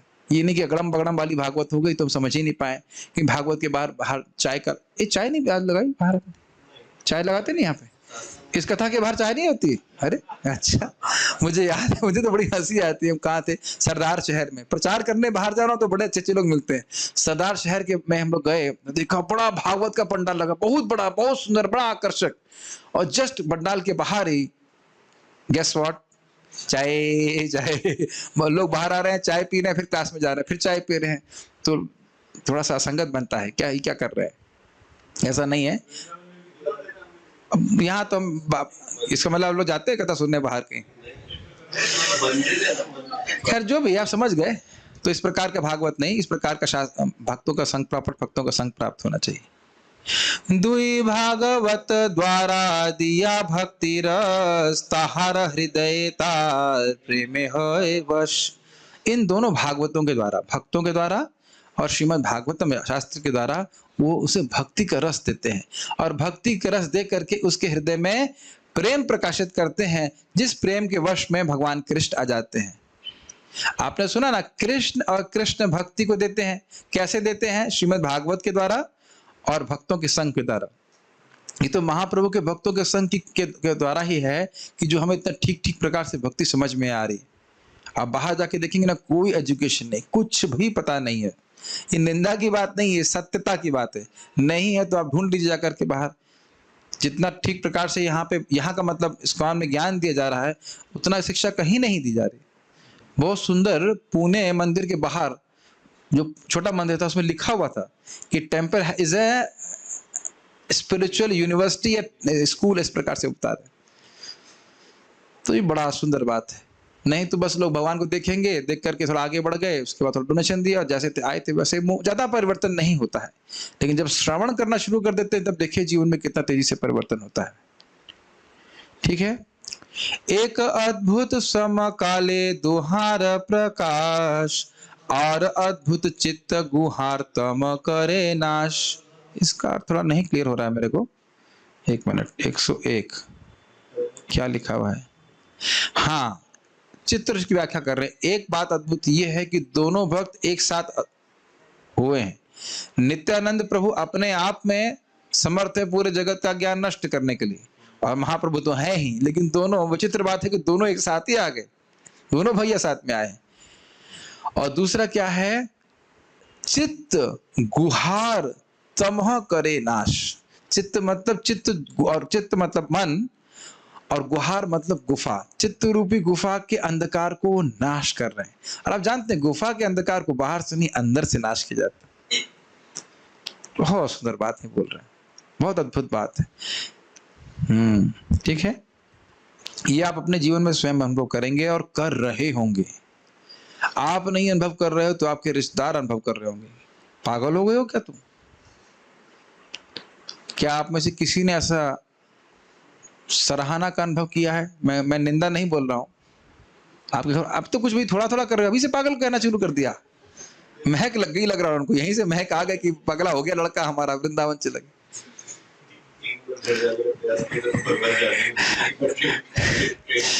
आप अब देख सकते हैं कि परिवर्तन आ रहा है हमारे जीवन में, बहुत अच्छे परिवर्तन है, और इस परिवर्तन की हम कभी कल्पना नहीं कर सकते। वही बोल रहे ना कि आप, अरे ये तो कुछ खाते ही नहीं है। अच्छा, हम लोग कुछ नहीं खाते हैं तो वजन ऐसे ही बढ़ रहा है। भारत प्रभु देखो लगे रहते हैं, 50-50 बार सूर्य नमस्कार करने में कम हो जाता है।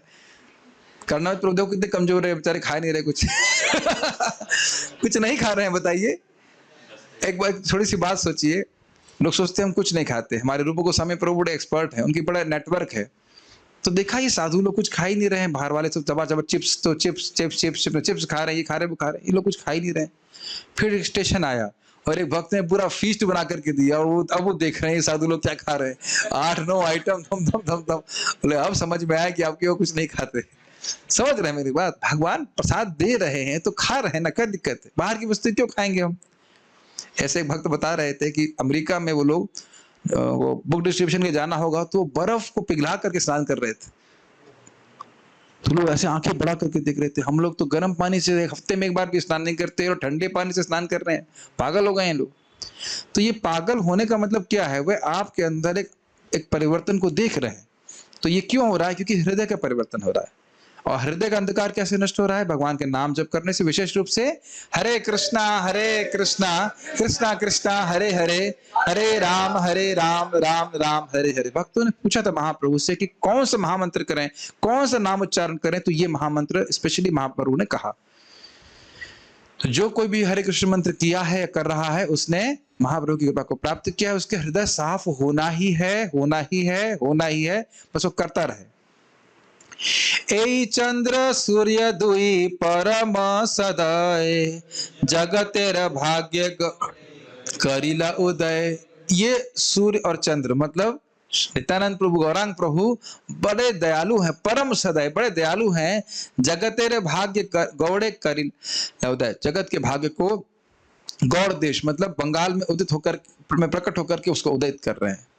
से दुई प्रभुर करी चरण वंदना, जहां होते विघ्न नाश अभीष्ट पूर्ण। स्पष्ट है, इन दोनों प्रभु के मैं चरण की वंदना कर रहा हूं। ये विशेष नमस्कार था, उसकी व्याख्या हो रही है। इनके जिससे मेरे सारे विघ्नों का नाश हो जाएगा और मेरी इच्छा की पूर्ति होगी। आप जानते ही हैं कि जय श्री कृष्ण चैतन्य प्रभु नित्यानंद श्री अद्वैत गदाधर शिवास आदि गौर भक्त वृंद, इसको बोल करके जब हम हरे कृष्ण मंत्र करते हैं तो नामापराध से हम हमारे माफ कर देते हैं। वो नामापराध हम पर नहीं लागू होता है, तो हम प्रगति कर पाते हैं। ए दुई श्लोके कैले मंगल वंदना, तृतीय श्लोकेर अर्थ सुन सर्वजन। इन दोनों श्लोकों के द्वारा मैंने मंगलाचरण किया। अब तृतीय श्लोक का अर्थ सुनिए। आज नहीं होगा, अगला चैप्टर है, घबराइए मत। आप लोग सोच रहे अभी सुनाना शुरू करेंगे क्या? नहीं नहीं, बहुत अंधकार नष्ट हो गया प्रभु जी, और नहीं और नहीं, आंखें चुंदिया गई अभी, और नहीं। ठीक है, ये अगले उसका लिंक बन रहा है। वक्तव्य बाहुल्य ग्रंथ विस्तारे डरे, विस्तारे न वर्णे सारार्थ कही अल्पाक्षरे। जो मान लो पूछे अरे और समझाओ और बताओ इसके बारे में, कह रहे नहीं, अब बहुत नहीं बोलना चाहिए, इससे ग्रंथ बहुत बढ़ जाएगा। अगर कृष्णदास कविराज गोस्वामी जी के पास लैपटॉप होता तो जरूर और विस्तार कर देते, क्योंकि वहां तो छापने में कोई दिक्कत नहीं थी। कम शब्दों में कहा, विस्तार न वर्णी सारार्थ कही अल्पाक्षर। कम शब्दों में ही मैं इसकी व्याख्या कर रहा हूं, ठीक है। मितम च सारम च विचो ही वाग्मिता। कम शब्दों में जो सार वस्तु कहा जाता है उसी को सच्चे वचन, अच्छे वचन कहा जाता है। अरे इतना सब आपने मेहनत कराई 4 दिन से, फायदा क्या होगा हमको? तो सुनिए, शून्यले खंडी बेचितेर अज्ञान आदि दोष, कृष्ण ग्राढ़ प्रेम हवे पाई बे संतोष। सुनीले खंडी में चित्तेर अज्ञान आदि दोष। इस कृष्ण कथा को, चैतन्य कथा को सुनेगा, उसके चित्त से सारा अज्ञान आदि दोष नष्ट हो जाएगा। कृष्ण गाढ़ प्रेम हवे, उसका कृष्ण के प्रति गाढ़ प्रेम होगा, और पाए वे संतोष, वह संतुष्ट हो जाएगा। तो कहेंगे हमें क्यों नहीं मिला? मिला, मिला 100% मिला। लेकिन मिला मतलब मिला निश्चित है, लेकिन धीरे धीरे बढ़ता है। टिक टिक टिक टिक, 1 2 टिक टिक टिक टिक करके बढ़ता है। कृष्ण प्रेम का स्वभाव ये कि क्रम से कृष्ण प्रेम बढ़ता है। आज भी आपका कृष्ण प्रेम बढ़ा है, हर अक्षर में कृष्ण का प्रेम बढ़ रहा है। वो समझ में नहीं आता, लेकिन समझ में इस प्रकार से आता है कि भक्ति तो करनी है, भक्ति तो करनी है। भक्ति को करने का आग्रह जो बढ़ रहा है, यही दिखा रहा है कि भगवत प्रेम हमारा बढ़ रहा है। टिक टिक टिक टिक टिक टिक धीरे धीरे करके बढ़ रहा है। श्री चैतन्य नित्यानंद अद्वैत महत्व, तार भक्त भक्ति नाम प्रेम रस तत्व। श्री कृष्ण चैतन्य अद्वैत के महत्व को बता रहा हूं। तार भक्त भक्ति नाम प्रेम रस तत्व, उनके भक्त के बारे में, भक्ति के बारे में, नाम के बारे में, प्रेम रस के बारे में तत्व सब बताया जाएगा। भिन्न भिन्न लिखिया छी करिया विचार, सुनिले जाने ब सब वस्तु तत्व सार। इनको भिन्न भिन्न करके मैं लिख रहा हूं, और इसको सुनेंगे तो सारी वस्तु का आपको तत्व सार समझ में आ जाएगा। श्री रूप रघुनाथ पदे जार आस, चैतन्य चरितामृत कहे कृष्णदास। श्री रूप रघुनाथ के चरणों की आशा करते हुए चैतन्य चरितामृत को श्रील कृष्णदास कविराज गोस्वामी कह रहे हैं। तो आज हमारा प्रथम अध्याय पूर्ण तो नहीं कह सकते, लेकिन हाँ मतलब एक टच किया हमने, कुछ लोगों को सेट करके चल रहे थे। कल से हम लोग दूसरे अध्याय को प्रारंभ करने का प्रयास करेंगे। किसी का कोई प्रश्न है तो मैं देख लेता हूं एक बार।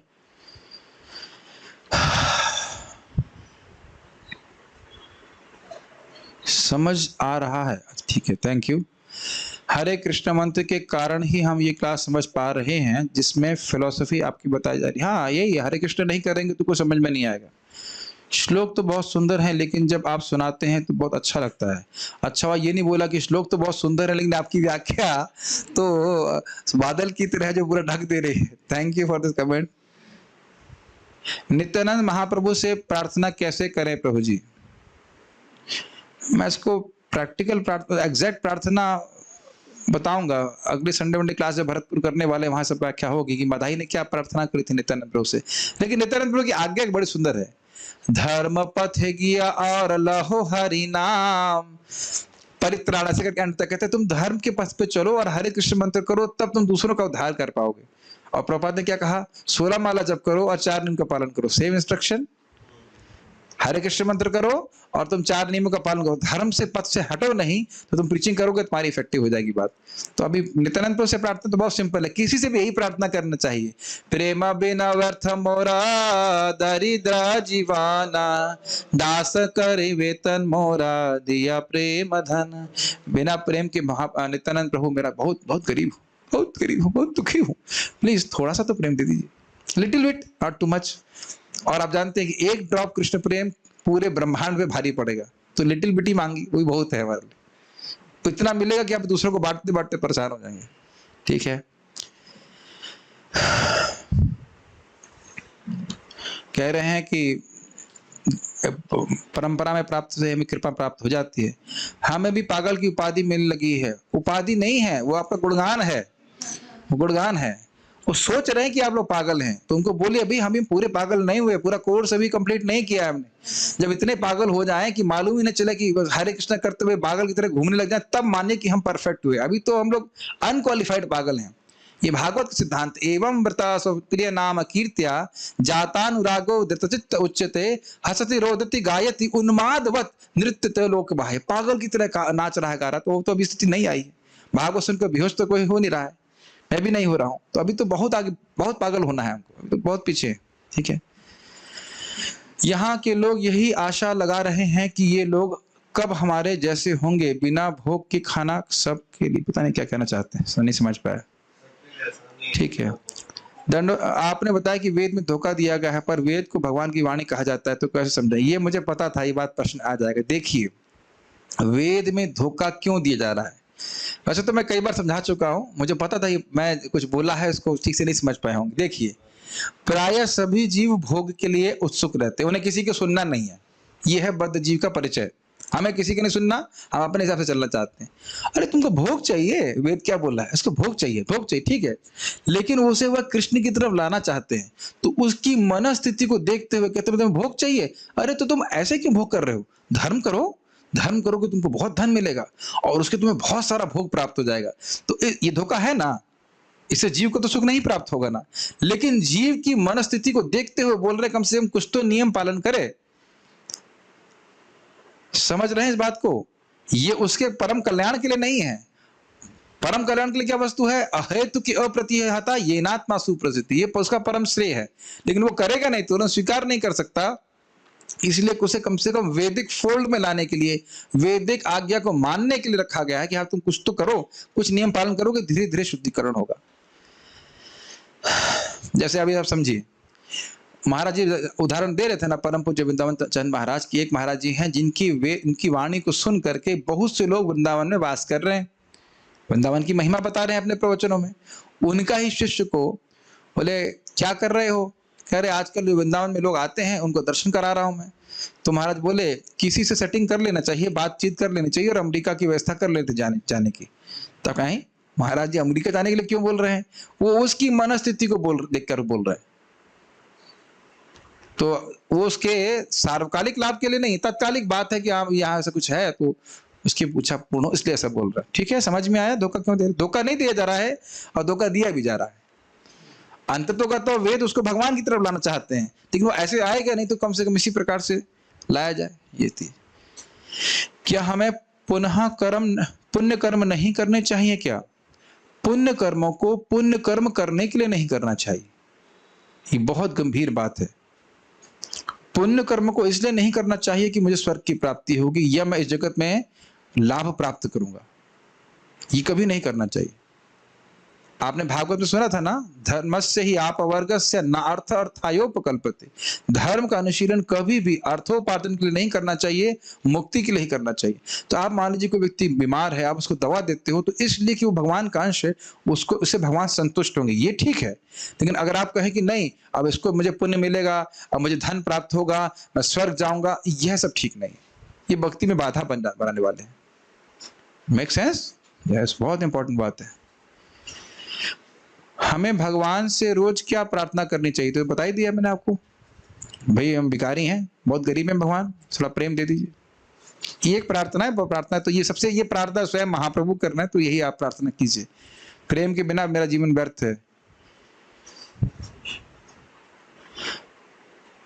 Please post the file for second chapter of CC. अभी कर रहा हूँ प्रभु जी, बस पहुंचने तो दीजिए रूम पे, अभी पहुंच करूंगा। शिष्या अष्टकम की पीडीएफ सेंड कर, ठीक है कर देंगे। ओके, और कोई प्रश्न रह गया? क्या है प्रश्न?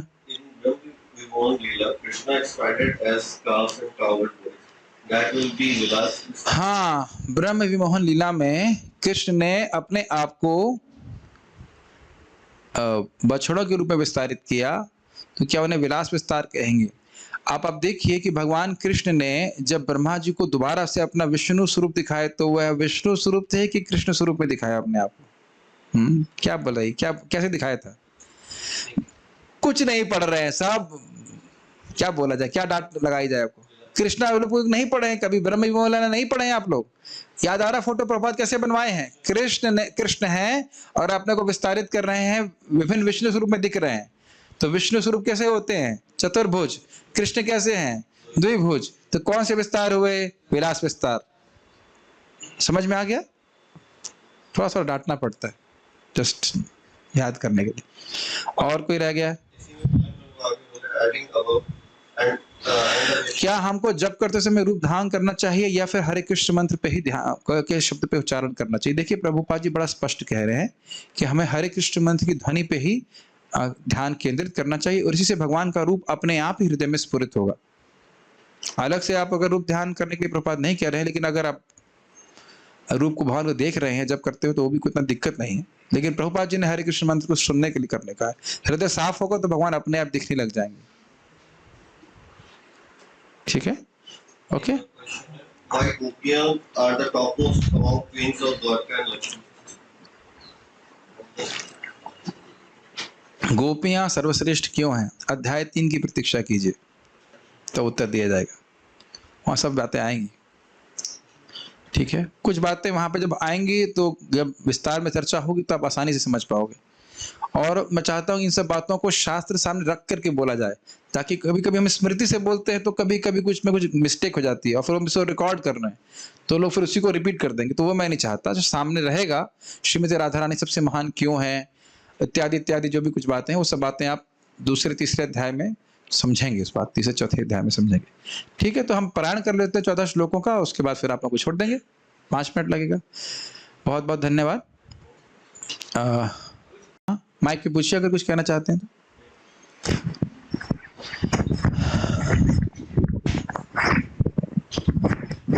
जब तक हमारा हृदय शुद्ध नहीं होगा तब तक भक्ति की क्रियाएं अच्छी नहीं लगेंगी। मतलब जितनी मात्रा में हमारा हृदय शुद्ध होगा उतनी मात्रा में भक्ति अच्छी लगेगी, ऐसे समझिए। आप हर दिन 2 घंटा क्लास सुन सकते थे जब कॉलेज में थे, कठिन होता, थोड़ा कठिन होता।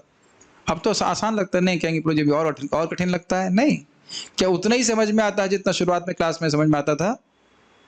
अधिक समझ में आता है कि नहीं? जितना आपको समझ में आ रहा होगा या अभी अन्य भक्तों को जो रेगुलरली सुन रहे हैं उतना कि एकदम नए लोगों को समझ में आ रहा होगा? हाँ या ना भी नहीं बोल पा रहे, इतने बुद्धू हैं आप लोग? नहीं, स्वाभाविक सी बात है। तो हृदय कुछ शुद्ध हुआ है ना, बोल तो मैं हिंदी ही रहा हूं ना। ये भी देख रहे हैं ना, कुछ भक्तों को ये भी समझना कठिन है कि इंसान जानवर में क्या भेद। मैं यहाँ के भक्तों की बात नहीं कर रहा हूँ, जो नए लोगों को बताएंगे तो उनको इंसान और जानवर का भेद समझने में भारी पड़ रहा होता है। तो कहीं हृदय शुद्ध हुआ है तभी तो समझ में आ रहा है ना बात। हाँ, वो यहीं आगे पूछ रहा था, मतलब कभी कभी भक्ति में टेस्ट आता है तो उसका मतलब क्या है? मतलब हृदय शुद्ध हो देखिए, गया। अनर्थ निवृत्ति की स्टेज में ये होता ही है, सबके साथ होता है। कभी अच्छा लगेगा, कभी नहीं अच्छा लगेगा, कभी अच्छा लगेगा, कभी नहीं अच्छा लगेगा। इसी के लिए इसको कहते हैं अनिश्चित भजन, नॉन फिक्स्ड डिवोशनल सर्विस। कभी अच्छा लगेगा, कभी नहीं अच्छा लगेगा। और जब करते रहेंगे तो हम निष्ठा के स्तर पर पहुंचेंगे जहां पे हमें रोज अच्छा लगेगा। तो अभी आप फोकस कीजिए शारीरिक निष्ठा और वाचिक निष्ठा पर। कौन सी निष्ठा? शारीरिक निष्ठा, वाचिक निष्ठा, मतलब करना ही है चाहे कैसा भी लगे। इतना तो पहुंच जाइए। क्या आपको लगता है कुछ लोग यहां तक भी नहीं पहुंचे हैं? बहुत से लोग मंगल आरती आज मूड नहीं कर रहा, आज नहीं, कल से जाएंगे, कल से ईद, सॉरी कल से मतलब कल फ्राइडे, कल से जाएंगे, है ना? कुछ लोग ऐसे भी तो लोग हैं कि रोज नहीं उठ पा रहे हैं, तो कम से कम वहां से तो ऊपर उठ गए कि आप जा रहे हो। फिर उसमें भी कुछ लोग मंगल आरती जाएंगे लेकिन जब करने बैठे आप बातें करेंगे, तो वह भी वहां से तो ऊपर उठे। कुछ लोग यहाँ बात नहीं करेंगे, जब करेंगे और उसके बाद एक खूब साल कर लेंगे तब जाके मन लगेगा। ऐसा नहीं कि तुरंत ही मन लगने लग जाता है। ठीक, तो इतना तो कम से कम प्रयास कीजिए, ठीक है ना? हाँ दीजिए माइक दीजिए प्रोजेक्ट को।